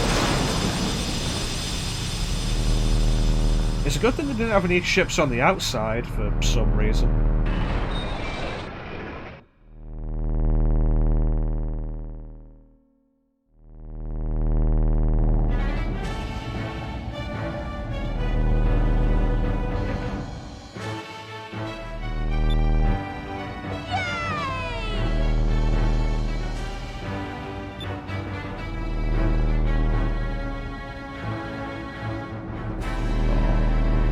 Crackman looks like he's gonna tear up.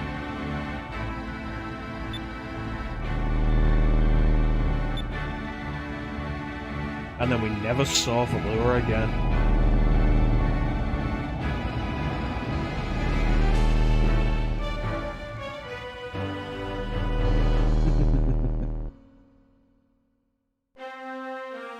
Meanwhile, Galcian still stood on the train for some reason. Like, his guards left, he's just still stood there. That's great.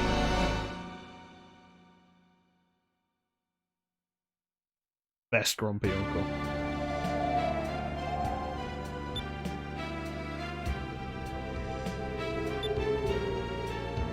Welcome back to Pirate Isle.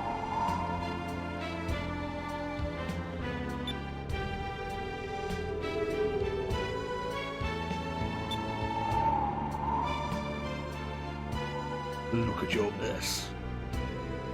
You will see what you have done. We made to clean all of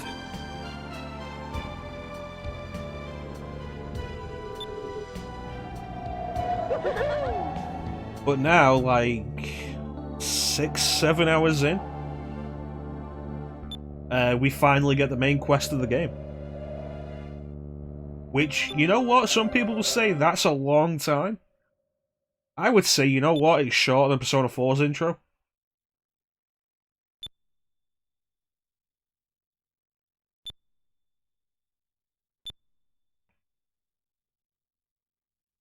Six civilizations.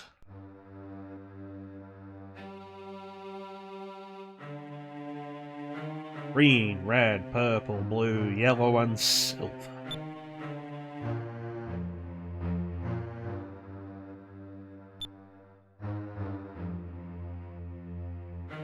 You mean this or Persona 4? Because Persona 4 feels like a while.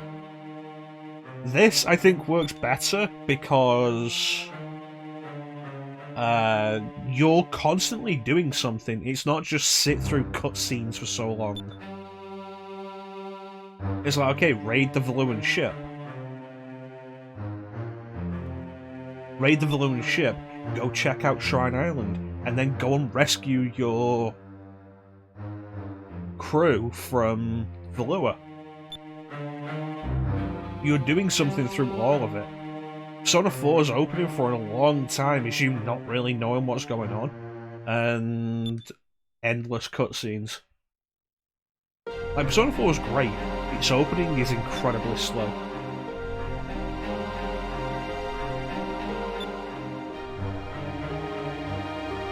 No one knows exactly what caused the Rains of Destruction.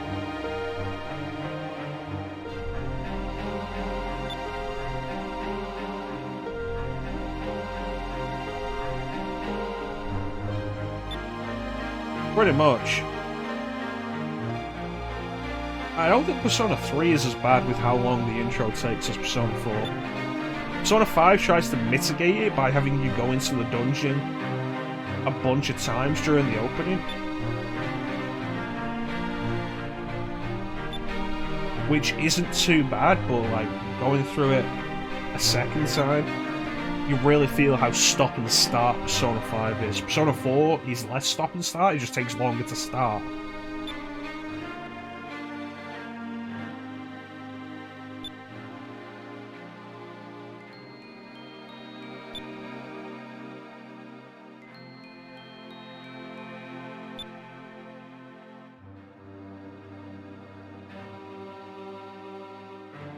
Put them somewhere they can never be used again. Like Empress Theodora's butt. Shove them right up there.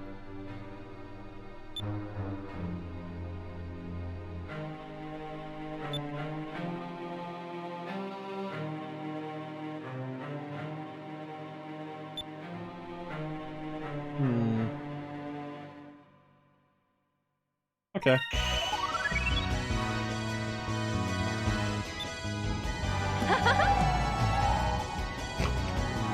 Welcome to high school. Here's a gun. Remember, the only person you're allowed to point at is yourself.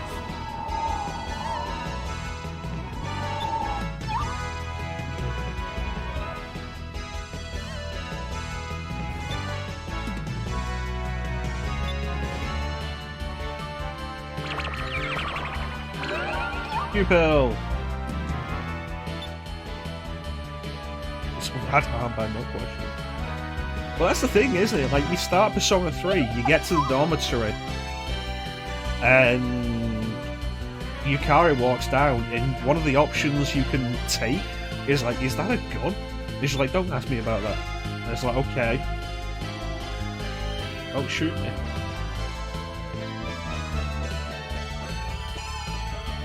Well, she said, usually shaped like a bracelet around her arm.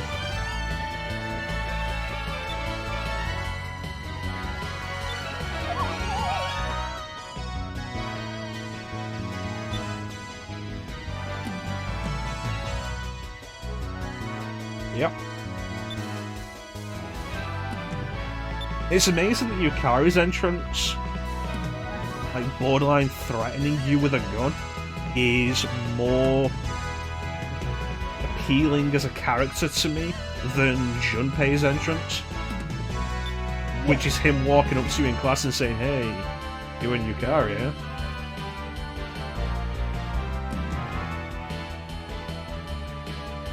And I'm just like, please fuck off.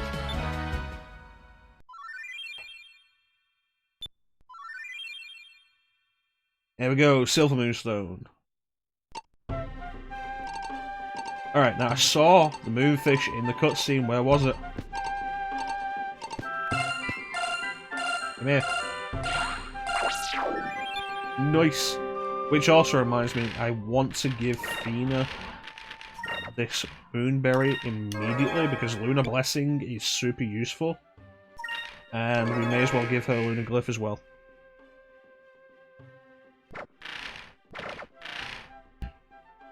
Yeah, if you know what you're looking for, they are pretty obvious to spot. Oh, that reminds me of equipment. You can't wear anything else.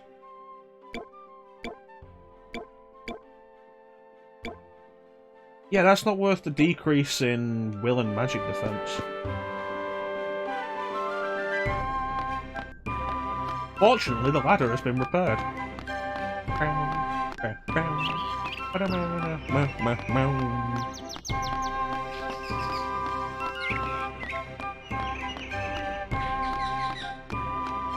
And then everything was okay forever.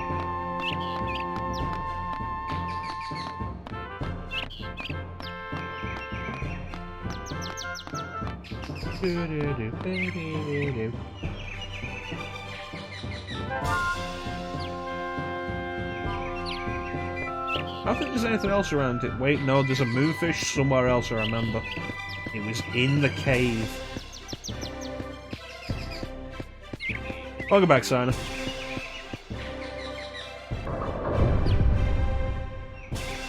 You missed everything. We saved the day and escaped. It's fantastic. You missed the entire adventure. Yeah, I remember where it was.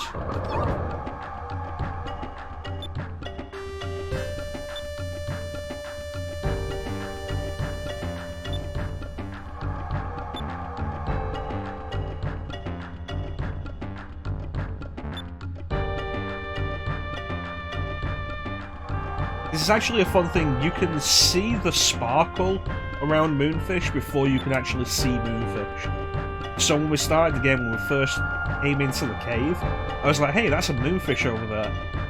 But we couldn't do anything with it.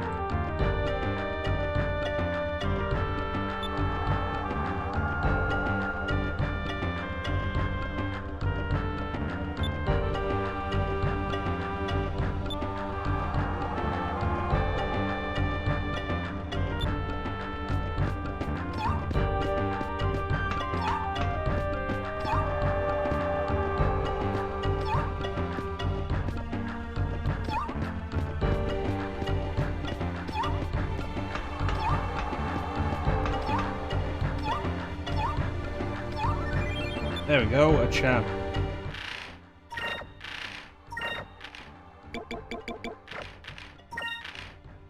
There we go. Absolutely no reason to hold on to champs. Feed them to Cupid basically immediately. No other use for them. Anyway.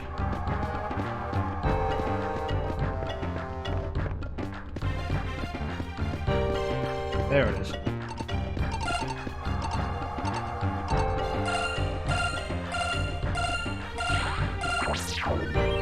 Awesome.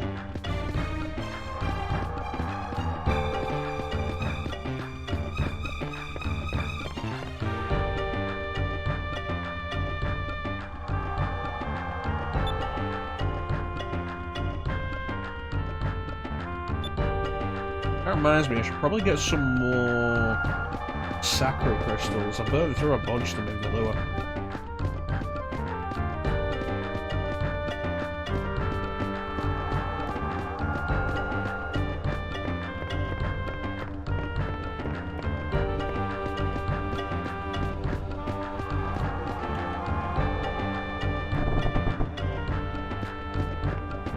Hello!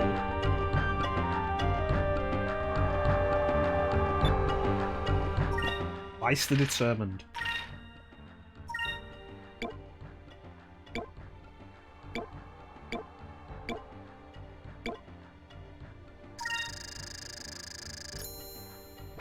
That's probably enough.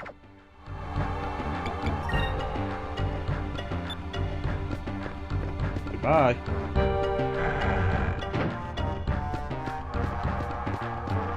There you go for me, Landis.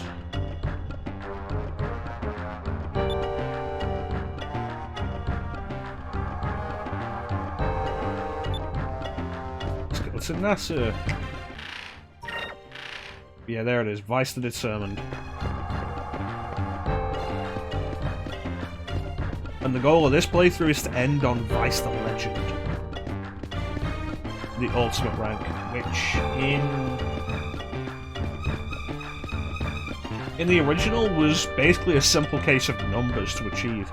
In this, there's a lot more going on to do. In Legends, there's a lot more going on to deal with it. It's a shame Klim isn't here to appreciate that.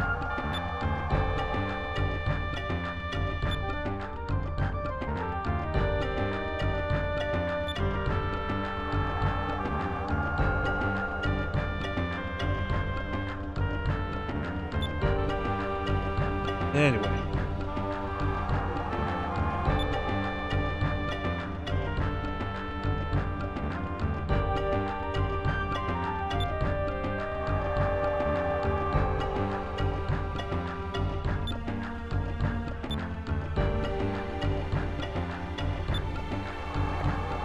Mother. I wasn't talking to you, Dad.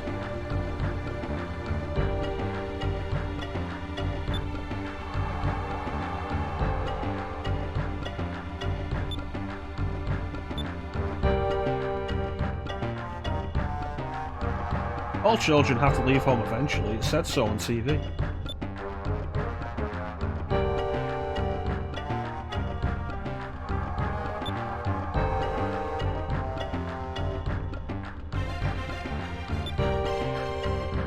Alright, let's rock and roll.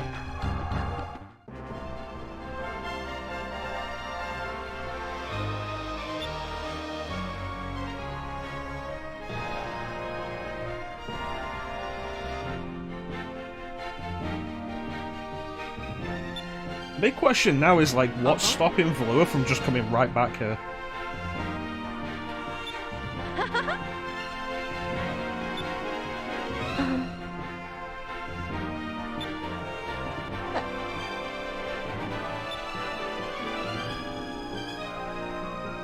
Let's go save the world.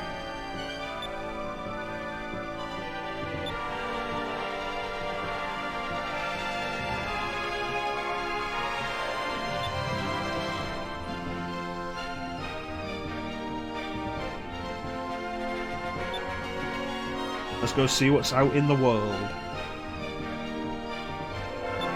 Yeah, try and stop us and we'll throw you overboard. We'll regret it immediately afterwards, but we will throw you overboard.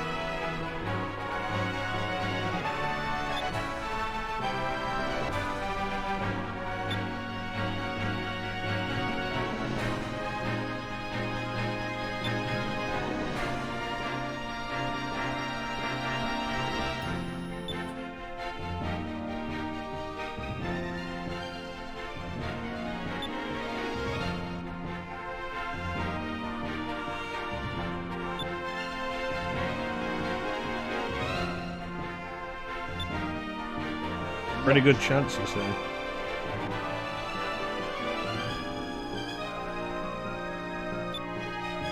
Hey, boy.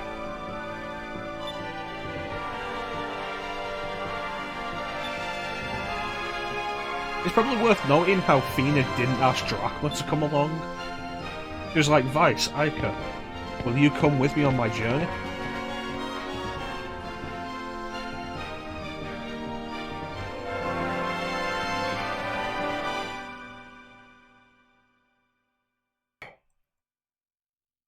Alright, let's go. We got stuff to do. I'm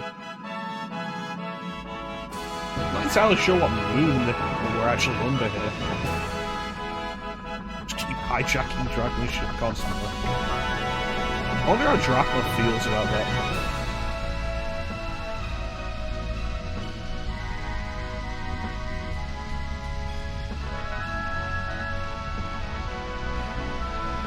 So we could head through the rock reef here, but I want to head to Sailor's Island first.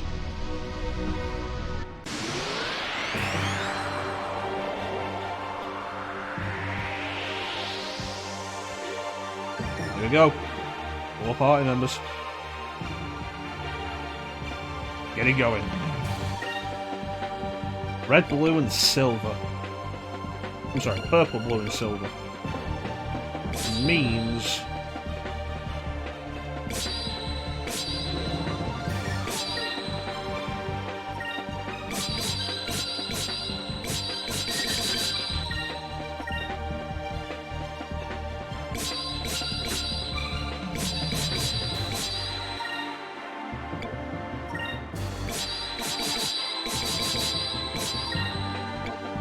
There we go. Here goes!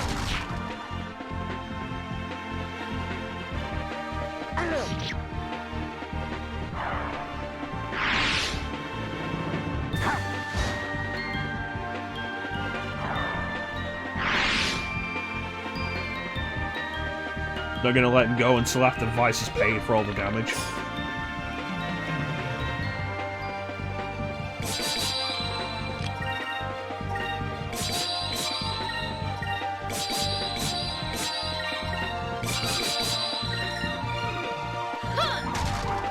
Come on, Cutlass Fury.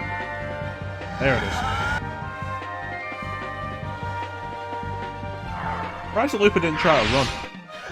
Or it might have, but I just wasn't paying attention.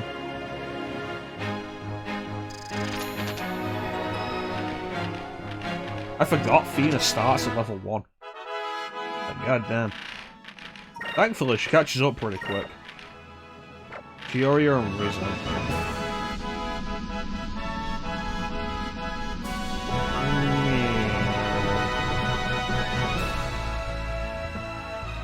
Where's Doc?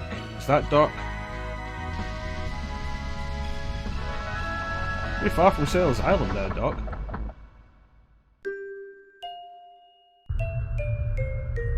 Hi. Hello.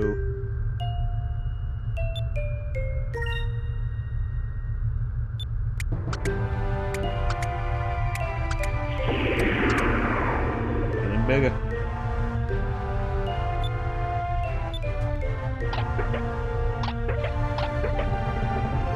So this is going to be the same dialogue until the thing eventually changes. Flame Mantle.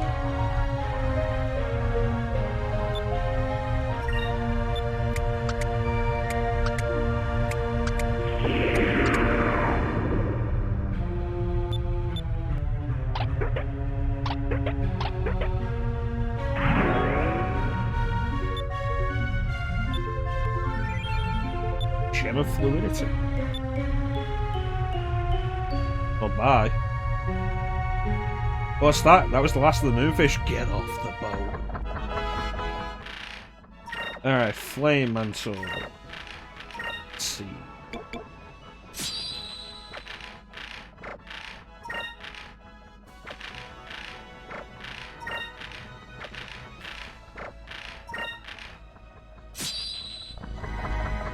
What was the gem of fluidity?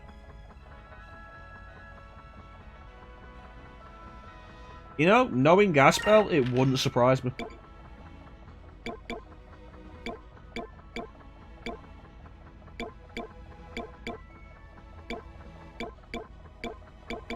This raw moonstone is just gonna sit in our inventory for the rest of the game. There it is. Attacks against stone, nice. How is that with Fina then? I don't know, the drop in will's pretty substantial. Alright, so what I'm after is an island a little bit to the north of Valua. Is that what I'm after? Of Sailor's Island. There we go, the guide stones. Well, that's the thing, the raw moonstone is entirely MacGuffin. It exists to get Ica and Vice off the pirate isle, so that they aren't there when the Valuans attack. To the north, Imperial City of Valua, caution, low visibility. To the east, the City of Sand, Nasrad, caution, strong currents. To the west, Sailor's Island, caution, too much loqua. Alright, now let's stop off at Sailor's Island. And then we'll head for Miranda.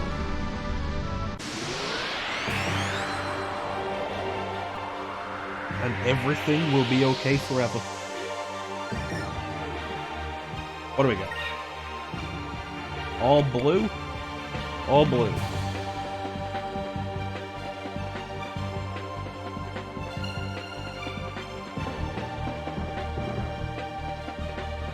Right, so blue, I want... If the enemy is blue...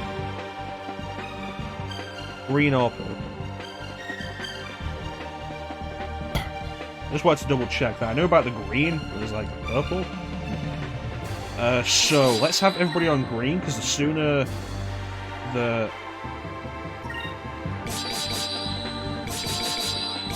Fina has healing spells, the better.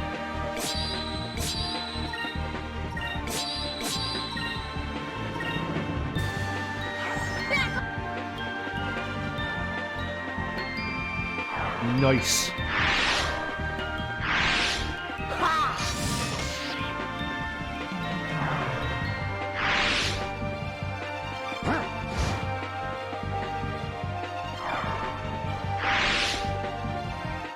Serves 'em right. Well, that's that. The game can't decide whether or not it needs to be in widescreen during the victory screen.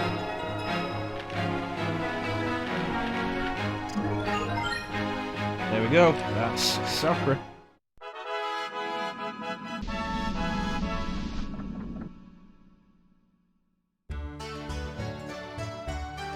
Domingo, hello.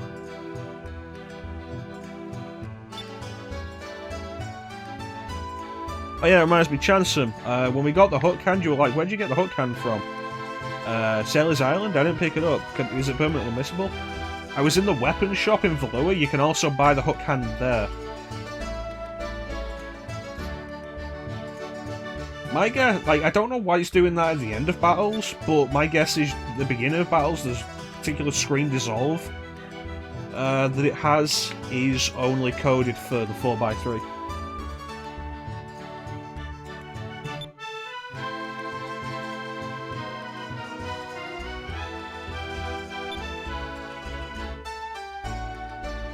Topple Rock.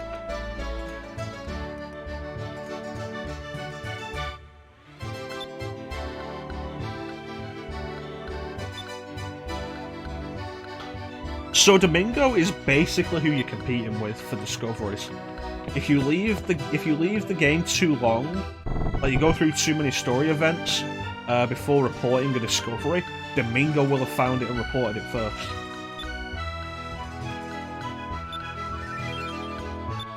money. Alright, so guide stones. Any info, perfect balance, that'll be Topple Rock. Near Maramba, the harbour town in the desert should be pretty easy to find. Alright. And Rupee, there we go. Baltor, along with his ship the Blackbeard, was defeated by Vice the Blue Rogue, but managed to escape.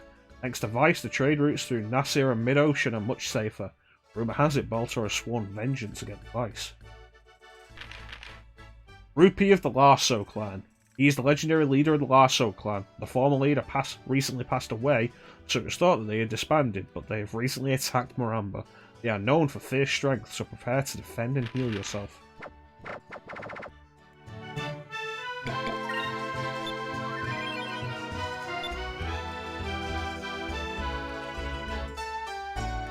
I forgot we get the black spot this early. Is that worth going after now? I'll do it sooner or later. But also, while we've got the cash, it would be worth upgrading the Little Jack a little bit.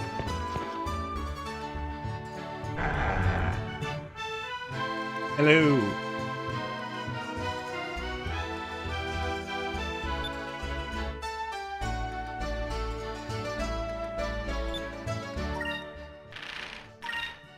Alright, what do we got? Engine cover is a good idea. Armored deck.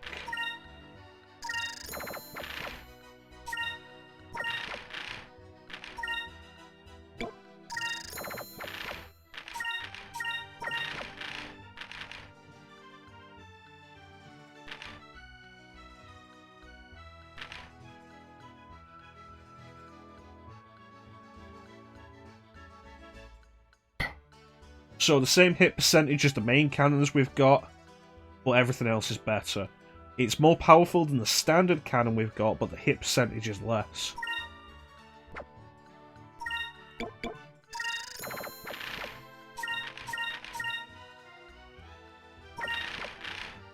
That will probably do us for now.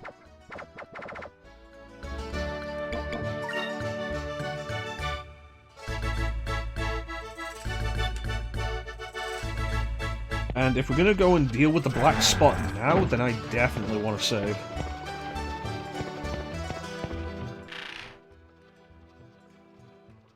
You know what? I don't want to go and deal with the black spot now because Fina is not ready for it. After Maramba would be a good idea, actually.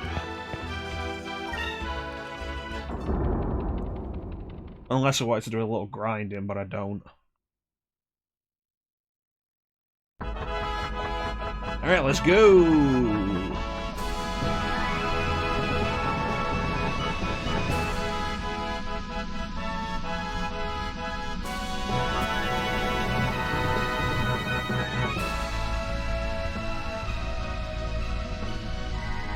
Party time!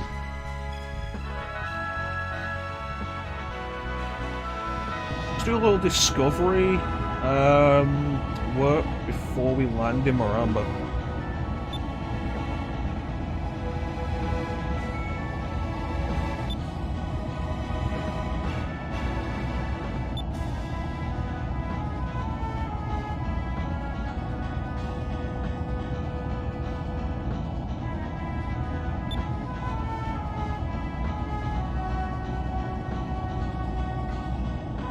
Perfect place to hide baby Luke.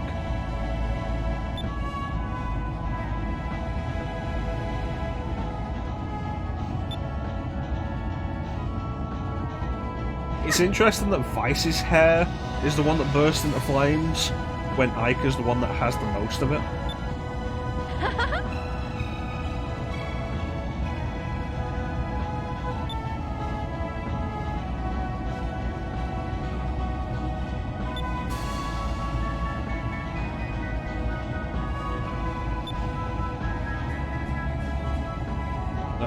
Nothing to do down there but look at the sand and admire the harem babes.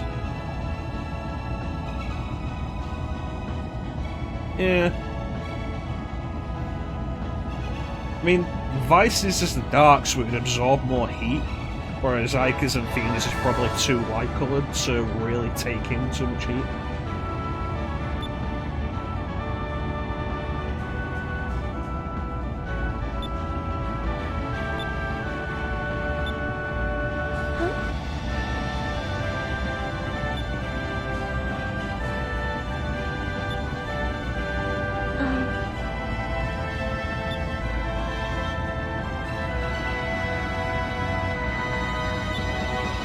Capitalism is normal, Fiona. Anyway.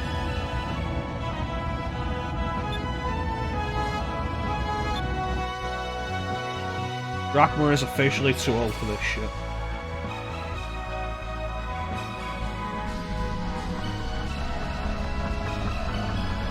There's more amber.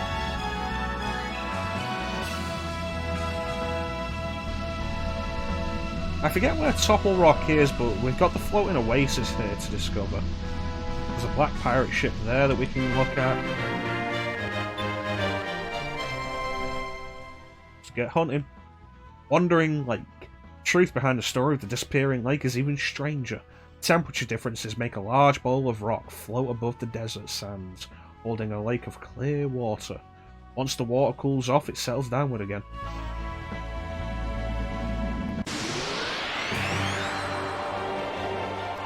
I think that's just you being like, oh, old man with an eye patch. In reality, Drachma is more Captain Ahab.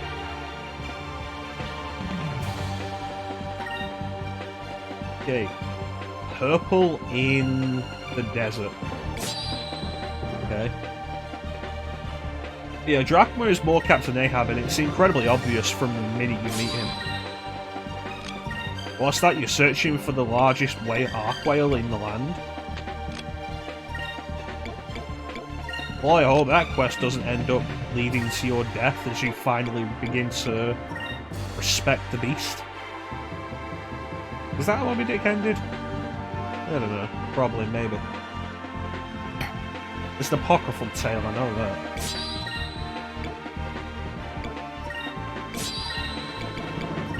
Yeah, it's Captain Ahab thing.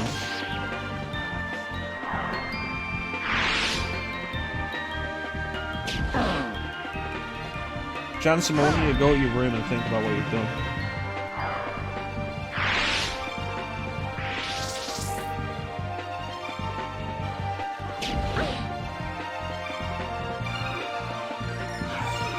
Alpha Storm! That was better than nothing. Nice.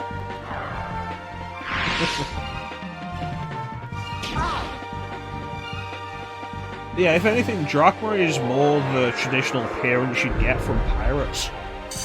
Old dude, scar, eye patch. When you think about it, it's kind of weird that Vice also has a scar and an eye patch on him.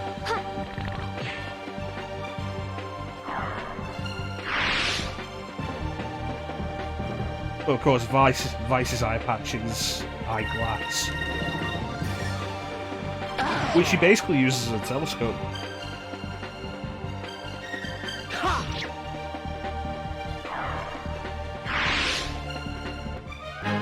That was fun.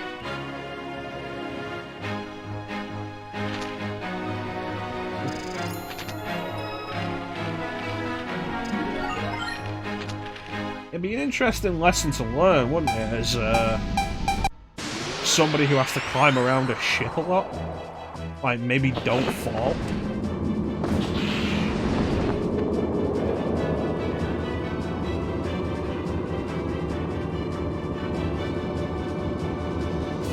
Oh, really? Let's go.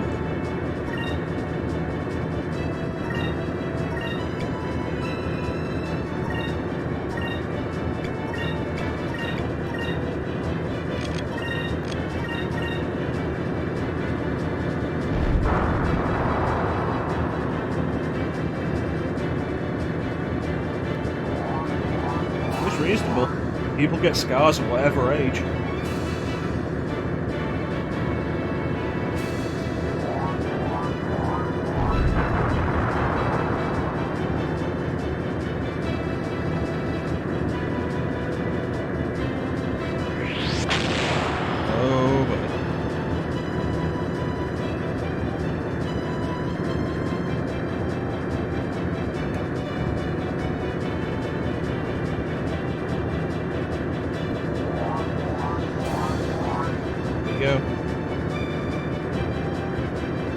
I do like the 3-inch cannons letting you fire over multiple turns.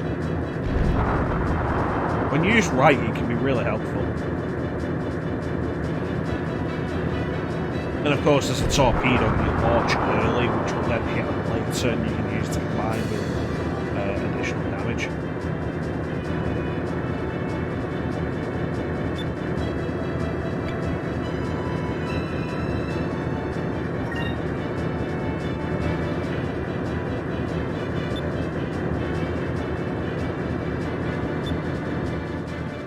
Was that the right choice? Yes, it was. Awesome. We throw one there. And guard, and guard. Within a look, we'll beat them this turn. But yeah, as part of the requirement for Vice the Legend, we also have to do 12 non-story ship battles. So this counts as one.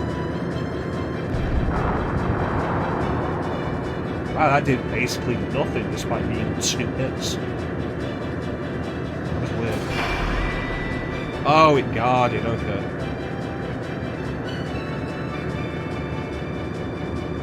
It doesn't appear like it, but the turn you guard on, the guard is active on that turn regardless of whether or not it shows you guarding before the shot hits. So you don't have to worry about that. Which is nice.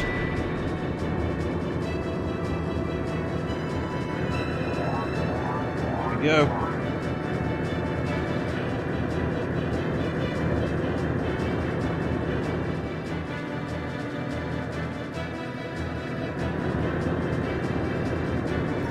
I don't think we're going to need that.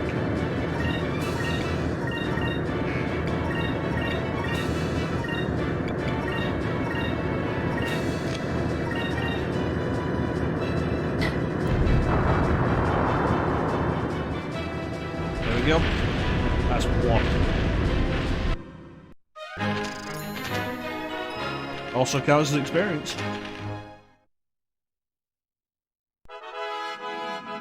Anyway, also find the Temple of Piran.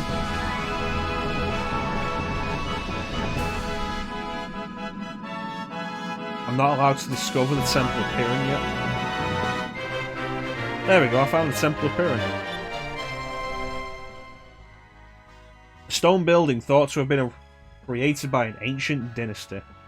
Stonework and construction demonstrate a high level of technology for that period, but no clues are left to point to the purpose behind these huge creations.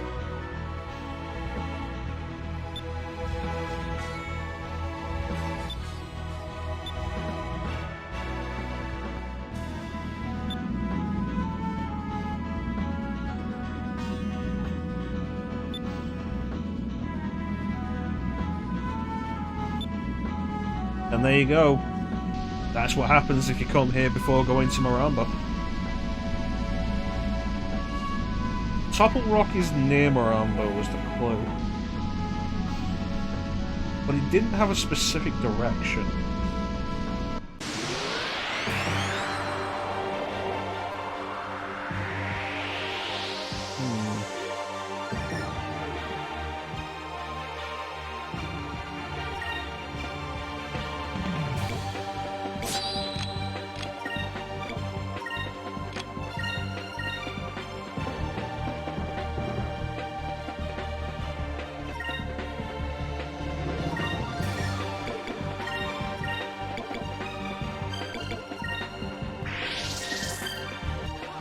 Damn it.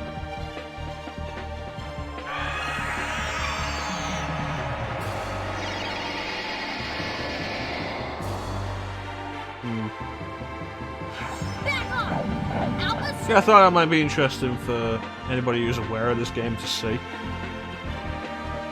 One of those cases of developer foresight. If you don't know that the temple's there, why would you look for it? You don't even know what you're actually looking for. But if you've done the game before, you know where it is and what you're looking for.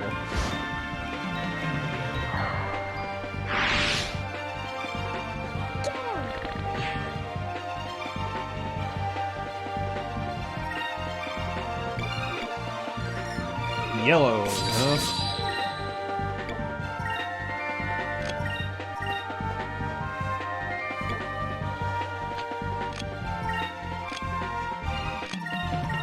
Make sure we take it down this turn. Ica can go for... no, Ica can go for that. Fina can also go for that, while Draken goes for that guy.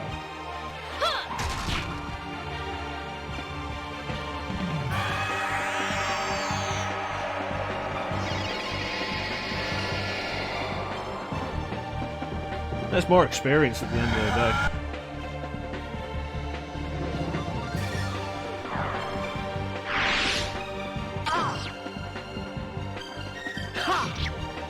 Oh, that works.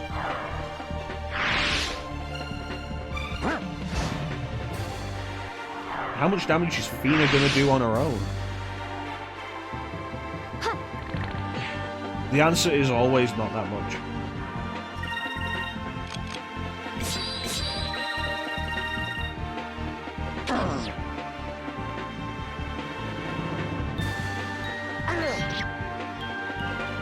Nice. That was easy.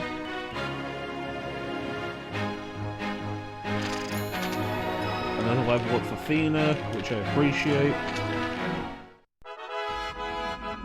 Where is Topple Rock?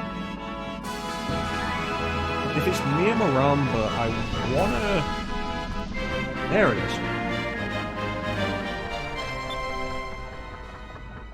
A natural formation of 3 round rocks stacked atop the top of each other and perfectly balanced. The balance seems delicate, especially when the rocks sway in the wind, but for some reason they have never toppled. Yeah, I want to. I was saying I want to get it before we hit Maramba, because then we have 3 discoveries to turn in at Sales Guild, which is just nice. You don't have to worry about it later.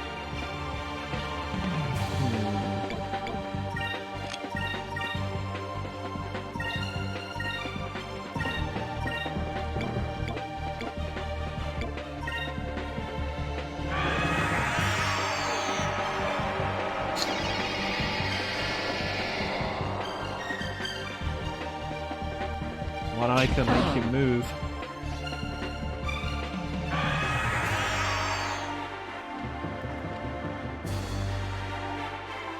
You know what? I've never been entirely sure if there's an upper limit of enemies that can be available. Alright, Sana.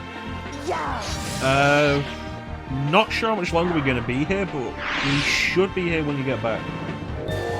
Ah, shit.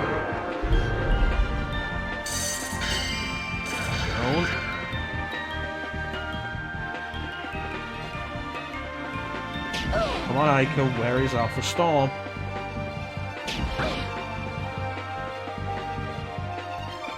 Did she do it already and I've just completely forgotten?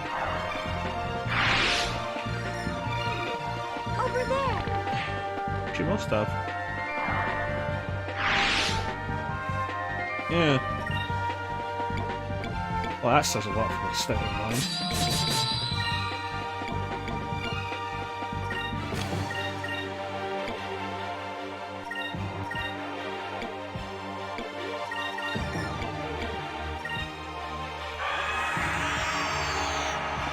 Yeah, I've never really been entirely sure if there's an upper limit of enemies that can be on screen at once.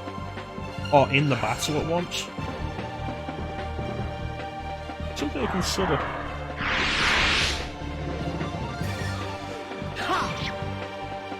That thing's got some health.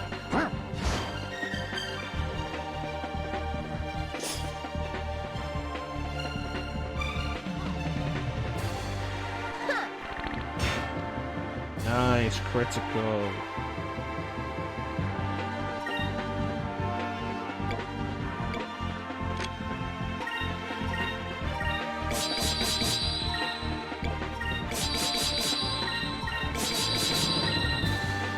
Here goes. See how this goes.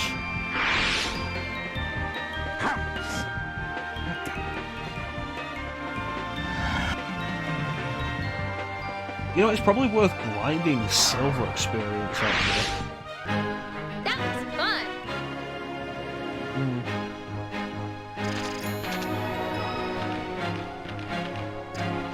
try and get everybody with reason. But Curia is also useful. So yeah, Drachma was all like, head to town first, I've got some stuff I need to do there.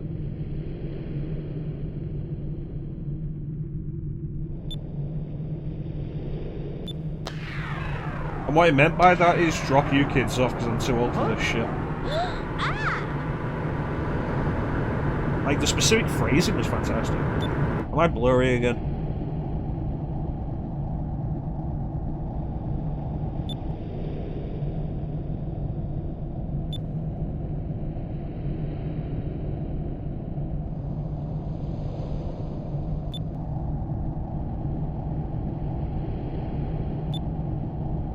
To be fair, he was never really asked whether or not he wanted to come with us. But also, to be fair, he just stranded us in the desert. Honestly, this is a case of both sides in the wrong, but Drachma's solution is way out of proportion.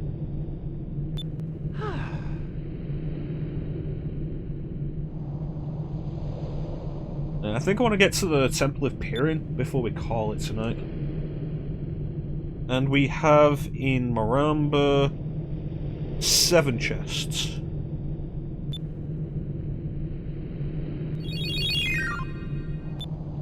Again. Okay.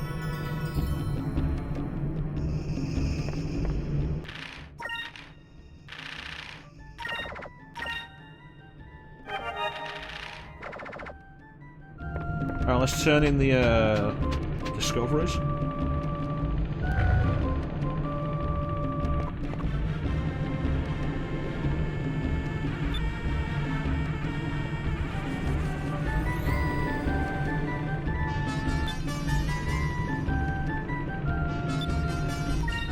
Okay.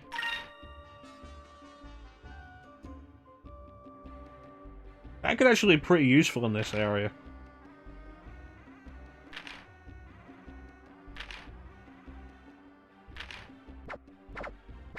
Crystallis could also be pretty useful.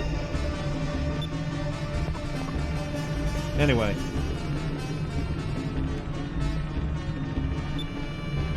Some stuff to sell you. Copper Rock. Wandering Lake. And the Temple of Pirin. And there is nothing new to learn about.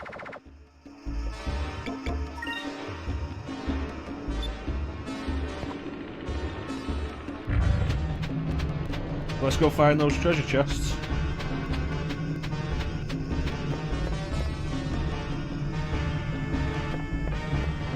Nothing over here.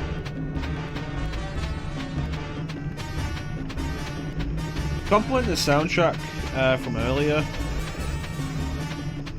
I also really like how every one of the continents has its own distinct style of music, which really sets it apart, sets each area apart from all the others. I think that's a really good idea that is kind of underrated.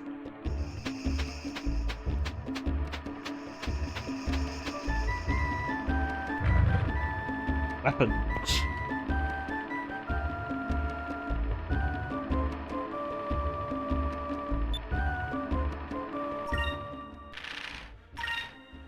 There, let's see. Cutlass.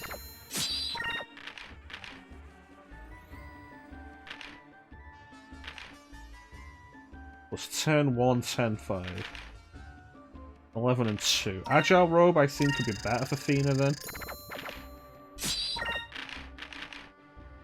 And then Asrian Mail for Ica.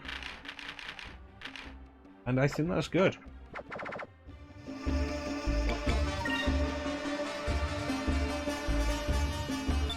Thank you.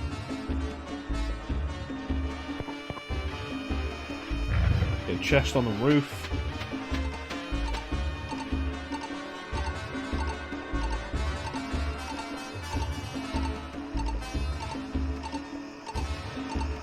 There you are.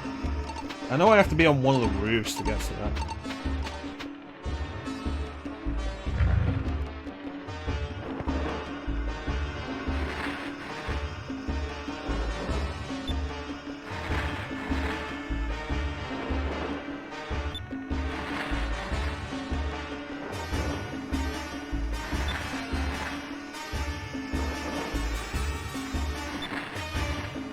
Well, that's kind of cold.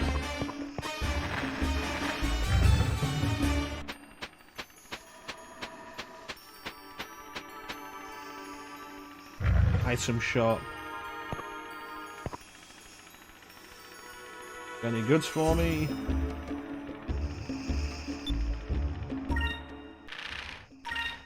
What do you got?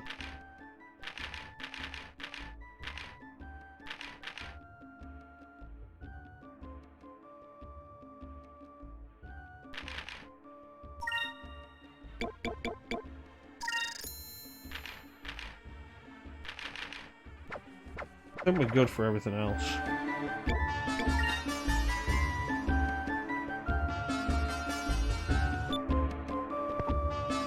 Okay, so 7 chests.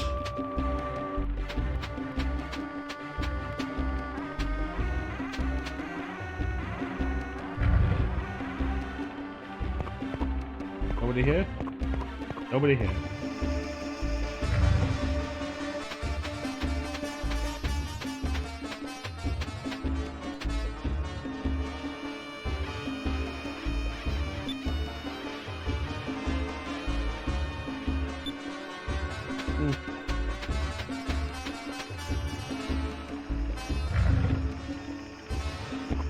Okay, that's good. And I want to make sure there's nothing in the inn.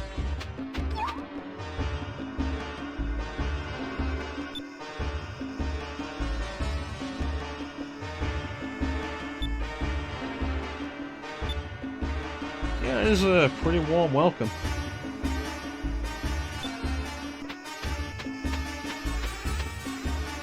Kind of an interesting contrast to something like Ganondorf. Where, like, Ganondorf explains his motivation in Wind Waker as being like, he had to fight and struggle every day in the desert. Say a hot welcome.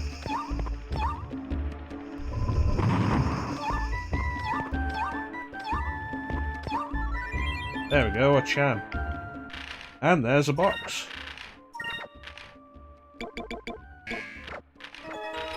Pupil Blade. Okay, that's 1 of 7.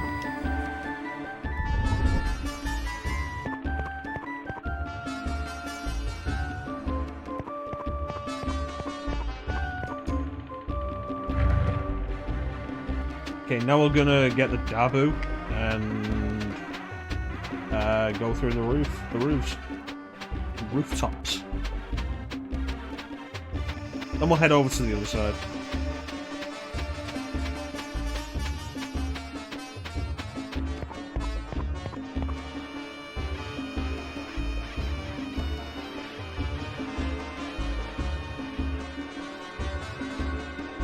What, is she too busy playing Final Fantasy XIV? Welcome back, Sana. Yeah, I'll take a Dabu.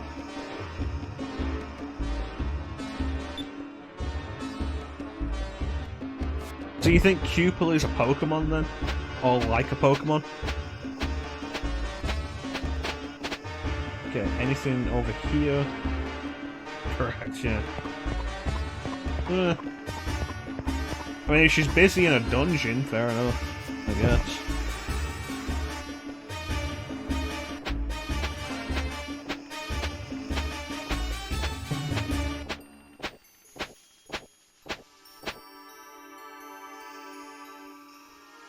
Pupils like Mew.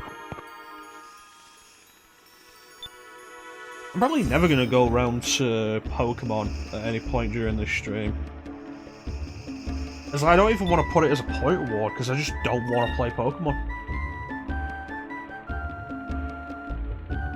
Ah. Ditto.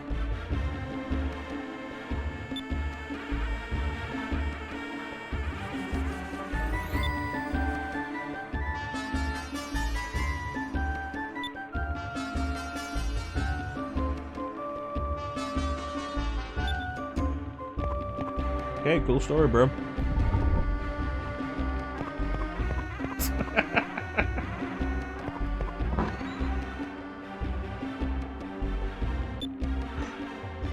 combat mail.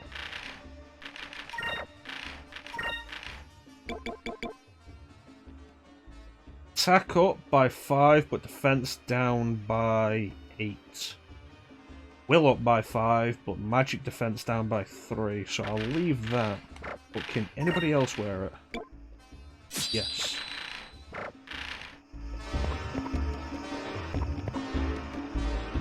I'm just fortunate that it's one of the original 151 Pokemon. Because they're the only ones I can actually remember. After that, like, it becomes incredibly vague.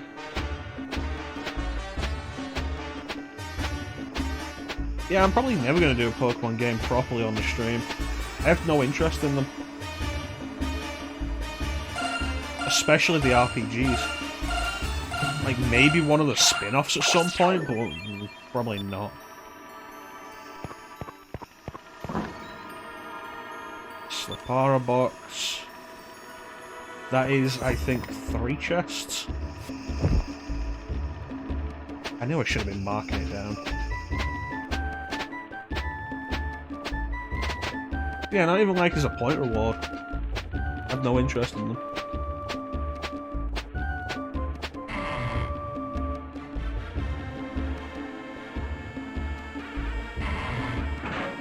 I'm interested, but I'm gonna hold off for a while before I consider picking it up.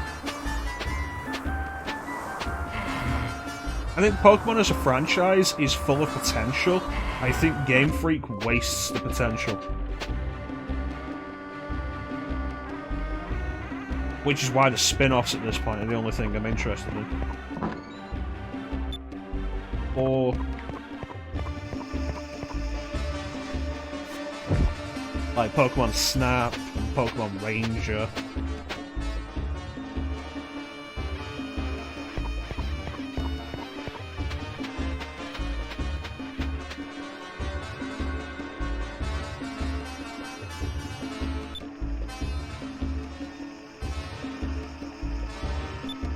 Yeah, it's cool to have ambition, kid.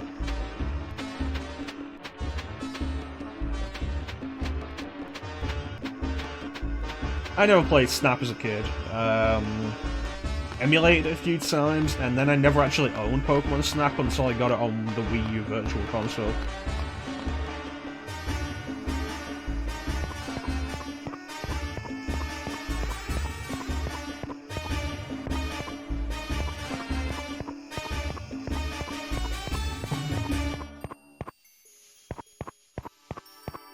It's one of those things, there's a bunch of N64 games that I missed as a kid that a lot of people are like, oh no, they're the classics, they're the ones you really need to play.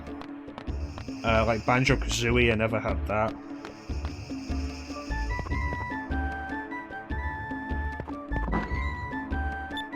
Ooh, Moonberry.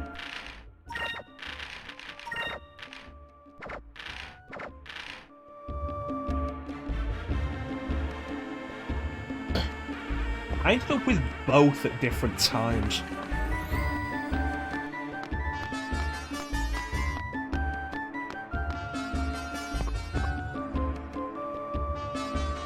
Ah, that's a shame, Chanson. I mean, you could get it on Wii U, but the Wii U Virtual Console N64 emulation isn't great.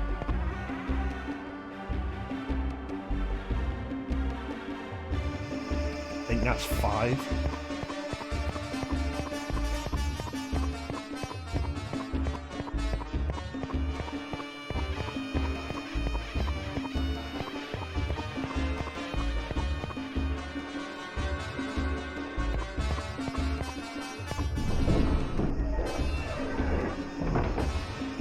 That's fair enough.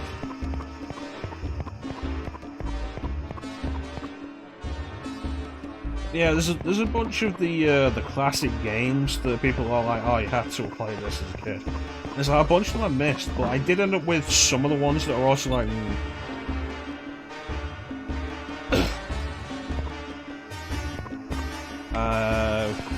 I never had Banjo-Kazooie, and then by the time I eventually got Banjo-Kazooie on Xbox, there's the last one. By the time I eventually got Banjo-Kazooie on Xbox, I wasn't into it. Conker's Bad Fur Day, I ended up getting it on original Xbox, the remake, Live and Reloaded, and I wasn't into it, honestly. I didn't think it was that great. Of course, that was before I heard the hype of how great Conker is as a game. So that's not a case of me being turned off by the hype. That should be the last one.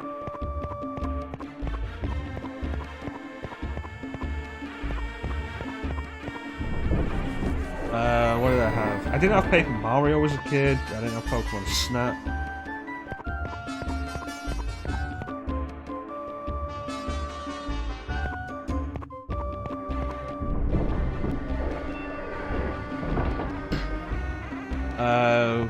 Super Mario 64 I had... Oh, that one didn't work, okay. What did it open? No, it didn't.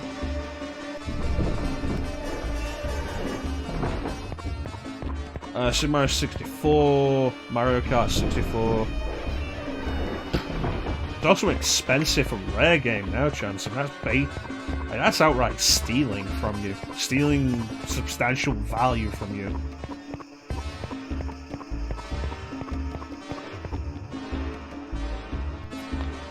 Super Mario 64, Mario Kart 64. I had Diddy Kong Racing. I had GoldenEye.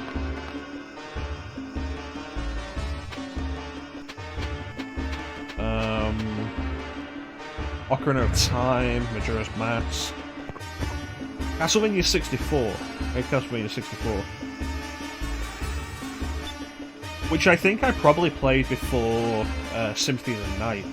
Which would make Symphony of the Night my 4th Castlevania game.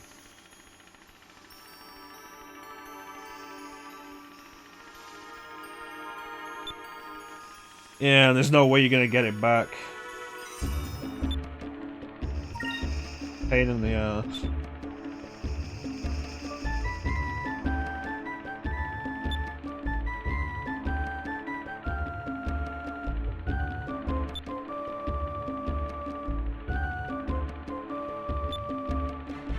I feel like I'm missing something. I had Turok 2, but I never really played it. Well, the Wii eShop doesn't. The Wii U eShop currently does, but... did you hear the thing about Nintendo removing a bunch of titles recently?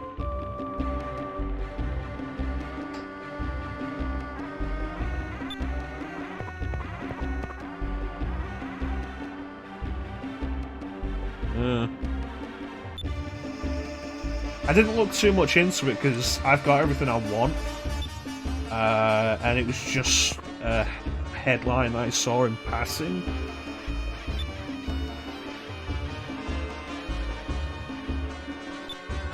But it's probably worth looking into.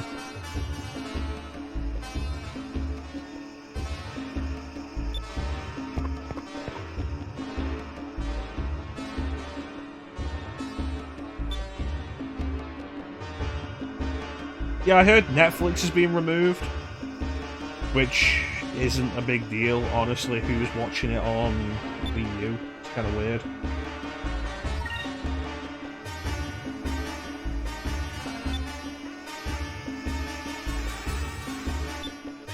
I mean, surely if you've got a Wii U, you've got another device you could watch Netflix on. Even if it's just your phone.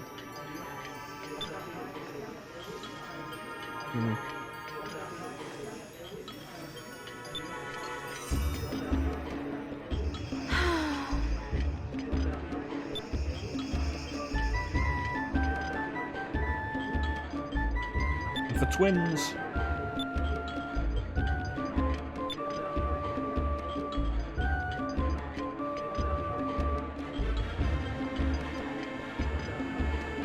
I'm pretty sure she's gyrating directly at us.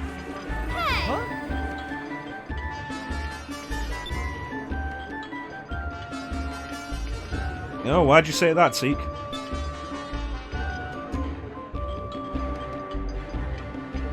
To be fair, Ica, the women that we've seen around Pirate Isle, I don't think Vice ever has seen a woman like that before.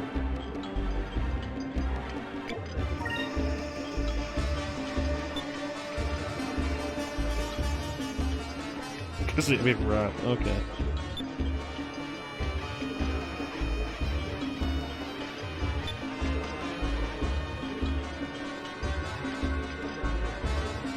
She just disappeared from the stage.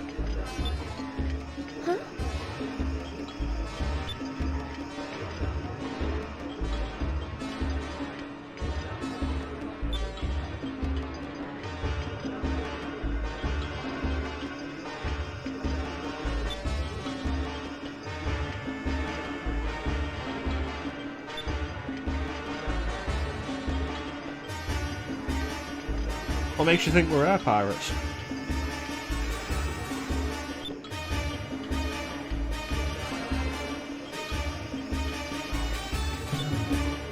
So, the dancer is actually a case of censorship in the West. We previously mentioned the Loqua, which is mentioned in this as being a kind of juice. In Japan, that was rum. Like, they didn't mess around, it was juice. It was rum. In Japan, it's juice in the West. Although it still basically works, it is presented as alcohol, so it doesn't make any difference. The dancer is another case of censorship in the West. In the original Japanese version, the underpart of her bra wasn't there. And looking at her model there, you can tell exactly which part was added. Yeah, too much Loqua. It's like, what does that mean if it's not alcohol? It's just a fictional alcohol, basically.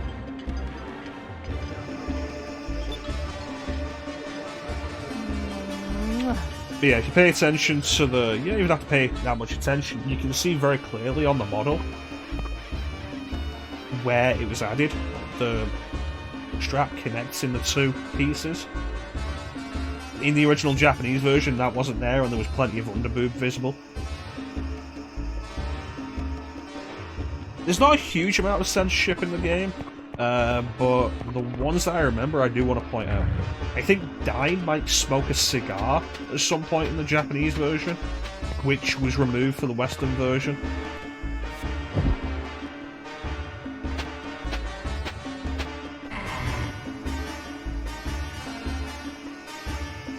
Honestly, I don't think it's that big a deal. There's only one piece of censorship that actually bothers me, but that comes in way later.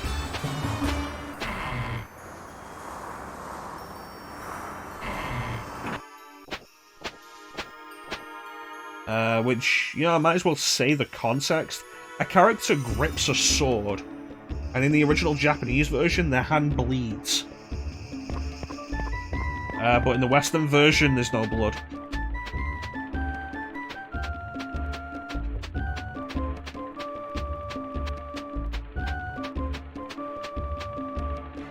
Underboob is underappreciated. Everybody's all like, yeah, side boob, inside boob, outside boob. Everybody's all like, yeah. Underboob is underappreciated.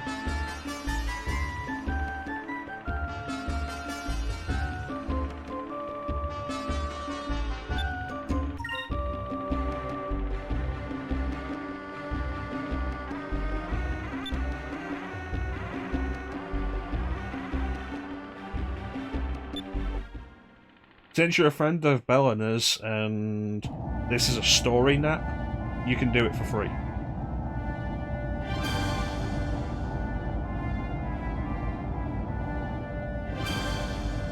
Side boob is greater than underboob. I'm not going to disagree with you there, Teak, but underboob is underappreciated.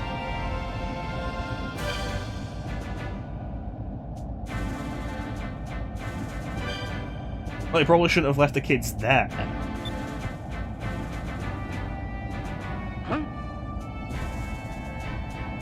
You know, I'm not sure what that is, Chansom, but it does make me think of a different instance. Where blood was made white. But it's actually the opposite case. In the West, blood is all red. In Japan, the blood's white. And that is Metal Gear Rising.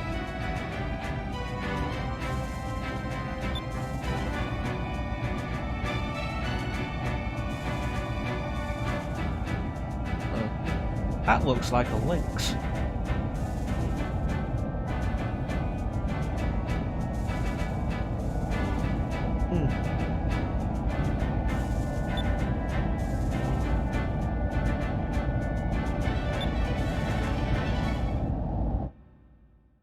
Yeah, in Metal Gear Rising, in Japan the blood is white, in the West it's red.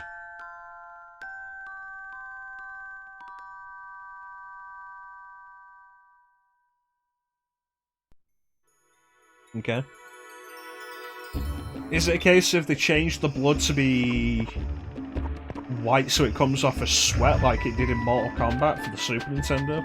But yeah, no, we'll just recolour the blood white and we'll call it sweat.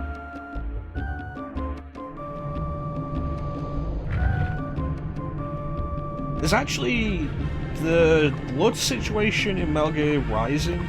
The idea is that the cyborgs have artificial blood and that blood is white, which was actually a pre-established concept in the Metal Gear franchise. Doesn't come across as sweat. Alright. Yeah, the white blood, the white artificial blood, is something that was pre-established in the series. There is actually one character in Metal Gear Rising that you kill who has red blood, even in Japan, to establish that character was not a cyborg. And it comes across a lot better in Japan because everybody else has white blood, and this character doesn't. In the West, it's not something you're going to notice because everybody was bleeding red blood. Only those who have walked through the desert can truly know its size.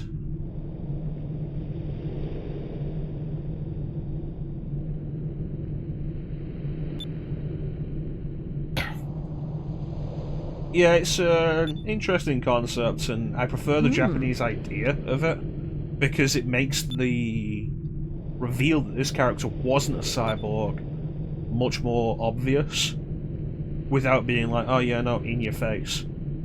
Without characters being like, oh, that character wasn't a cyborg. Well.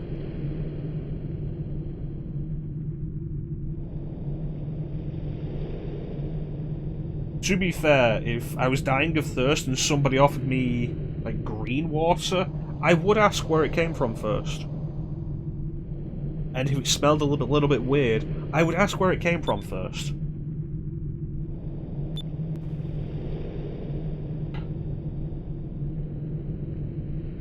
It's green, yellowy green.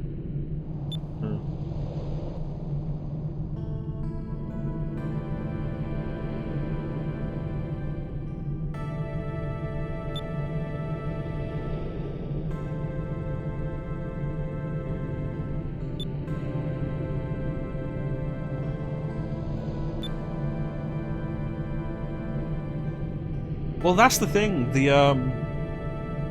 It's not a case of the censorship ruining the story. The impact on the story. It's a case of the lack of censorship doing it. It's like I say, in Japan, all the cyborgs bleed white, which is the pre-established concept. It's artificial blood. But in the West, all the cyborgs bleed red, so there's no real visual difference.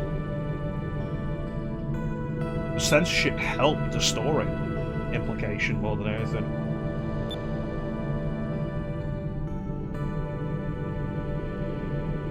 Or never changes.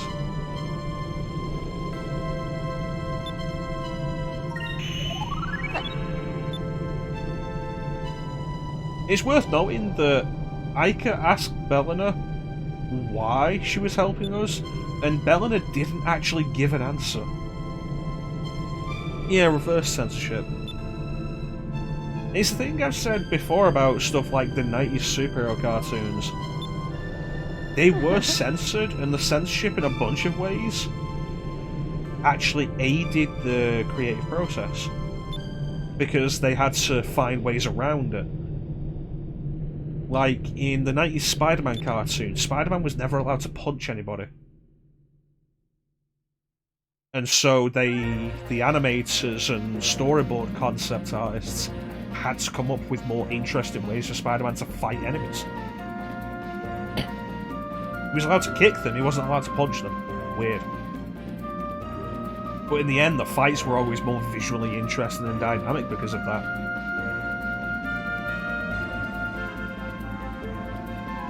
There's an interesting case with Batman the Animated Series where a character falls off a rooftop.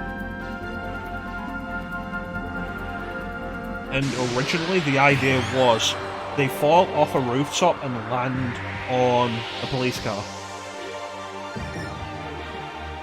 And the idea was that the camera would show that from the outside of the police car. And the censors were like, no, it's too much, you can't do that. It's too close to the character.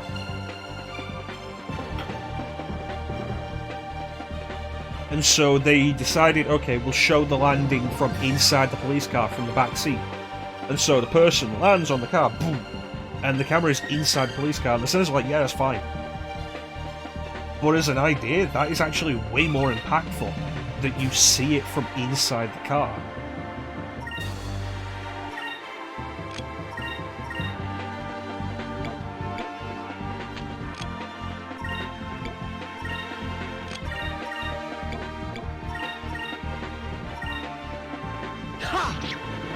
Yeah, they impacted the car. I don't want to spoil exactly what was going on with it, because it's actually a pretty good episode worth checking out. Yeah, the whole thing with the Spider-Man animated series, more so than the X-Men animated series, with characters like Carnage and Morbius. Like, Morbius had to get plasma that he drained through his like little suckers in his hands. Like Morbius, the living vampire. And Carnage, whose entire point is that Carnage is a psychotic serial killer. And it's like, no, we can't do that, but we have to have these characters. Why? Why do you have to have these characters then?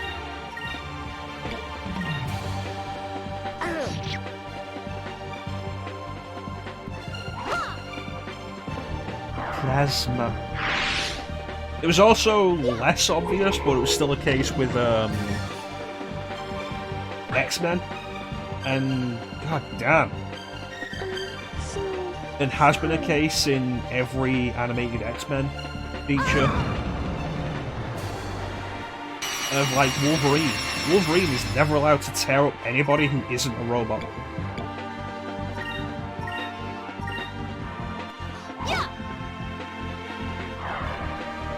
Yeah, the toy angle. Ugh.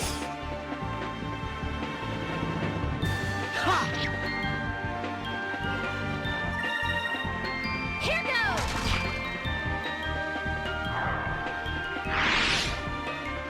Yeah!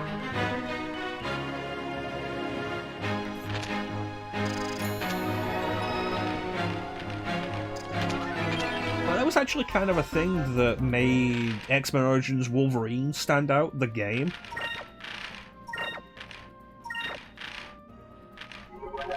That it was a piece of media with Wolverine in it, where Wolverine didn't hold back, which was not a common thing.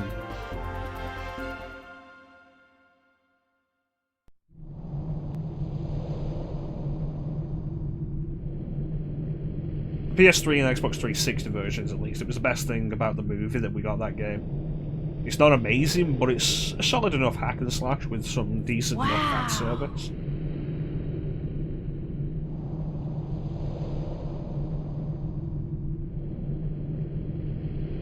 Yeah. And to be fair, it's not something you'll really think about because the Sentinels are such a major enemy of the X-Men. It works.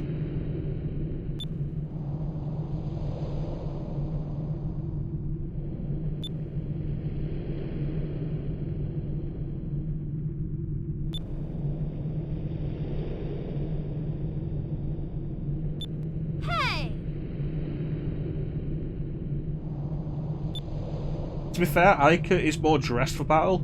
Fina, however, could probably do with a change of clothing for everything we're going to be doing.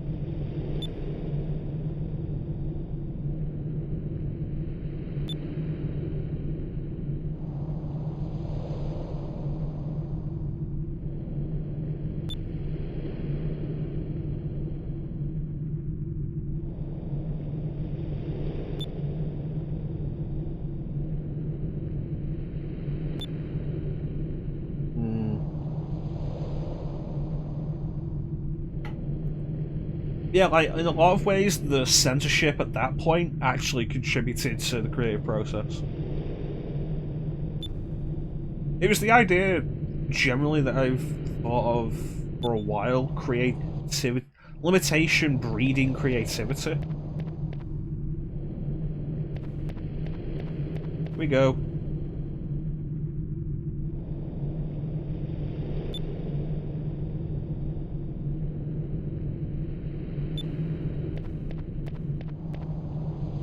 Oh, it can go, cool. Wasn't sure. Yeah, limitation breeding more creativity. Once you're able to do anything, things got a lot less interesting. I mean, look at everything DC's put out over like the past 5 to like 8 years. Like the DC Universe animated original movies, once they started getting more comfortable with having R ratings over PG-13s, I think the quality of the writing really suffered in a lot of cases.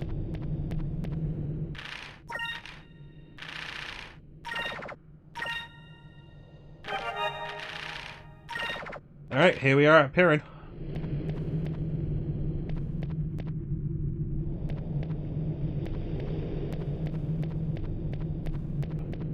And I think this is a good place to call it. There are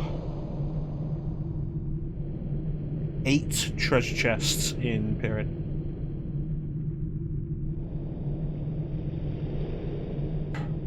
So that is worth remembering for next time.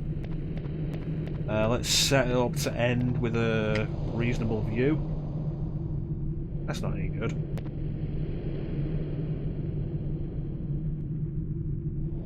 Yeah, it's because they were still operating in a similar way of the DC animated universe. And I think that's most obvious with something like Superman Doomsday.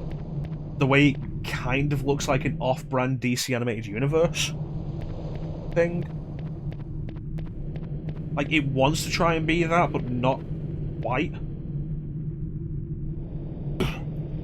Let's try and get all these in frame, then. That's about as good as that's going to get. But yeah, I want to thank everybody for joining the stream today. I always really appreciate the support. Big special thank you to everybody in the chat. Signer, Ninja, Teak, Chansum, and Soldier. Thanks so much for joining me, guys. I always really appreciate it. Chat is always the best part of the stream. We'll be back tomorrow, 8 PM Greenwich Mean Time GMT, with Final Fantasy VII. Be continuing that, and Klim will be joining me once again on the mic. So look forward to that. Monday, 9 PM. Yeah, thanks for joining us, Soldier. I hope you enjoyed the stream. And if you want more Skies of Arcadia, that will be next Saturday. We're currently doing this on Saturdays at 8 PM Greenwich Mean Time GMT. Monday will be more Resident Evil 5 co-op with Klim.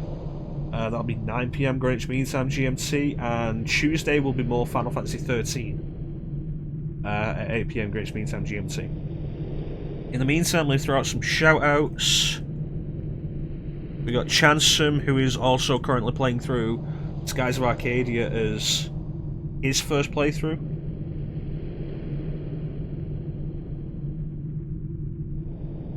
Okay, so the chatbot hasn't been connected at all, so let me try and reconnect that. That's probably because of the internet issues we had when we started this. So let me reconnect the chatbot so I can do some shoutouts.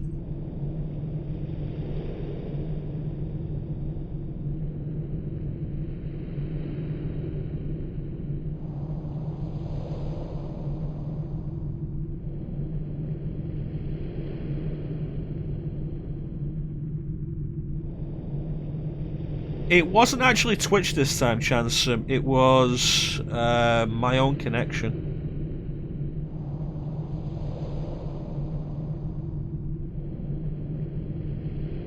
There we go, and connect. There we go. Do the shout for Chansum. There we go. Chansum is currently playing through Skies of Arcadia Legends himself on his first playthrough.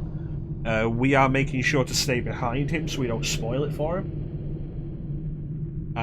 So, like, check Chance out. He does RPGs, he's currently playing through Skies of Arcadia Legends, Final Fantasy VII Remake, Tales of Berseria, and does late night.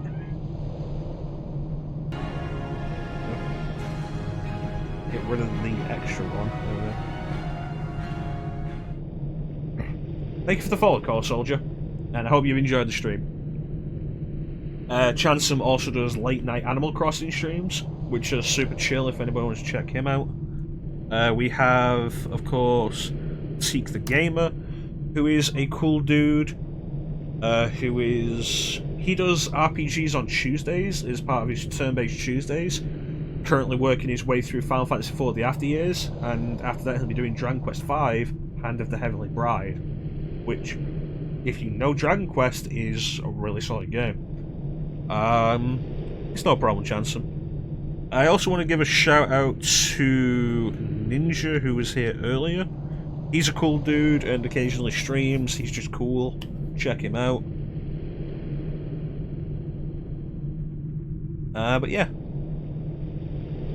With that, basically it. Once again, I want to thank everybody for watching. I always really appreciate the support. Big special thank you to everybody in the chat. Chat is the best part of the stream. Always is. Back tomorrow, 8 PM Greenwich Mean Time GMT with Final Fantasy VII, where I will be joined by Klim. That will be a stream without the camera, because I'll have the headset hooked up to talk to Klim. I only have so many USB ports. But yeah. With that, I want to thank everybody for watching. Have yourselves a fantastic time of day, and take care. We'll catch you next time, guys. Bye.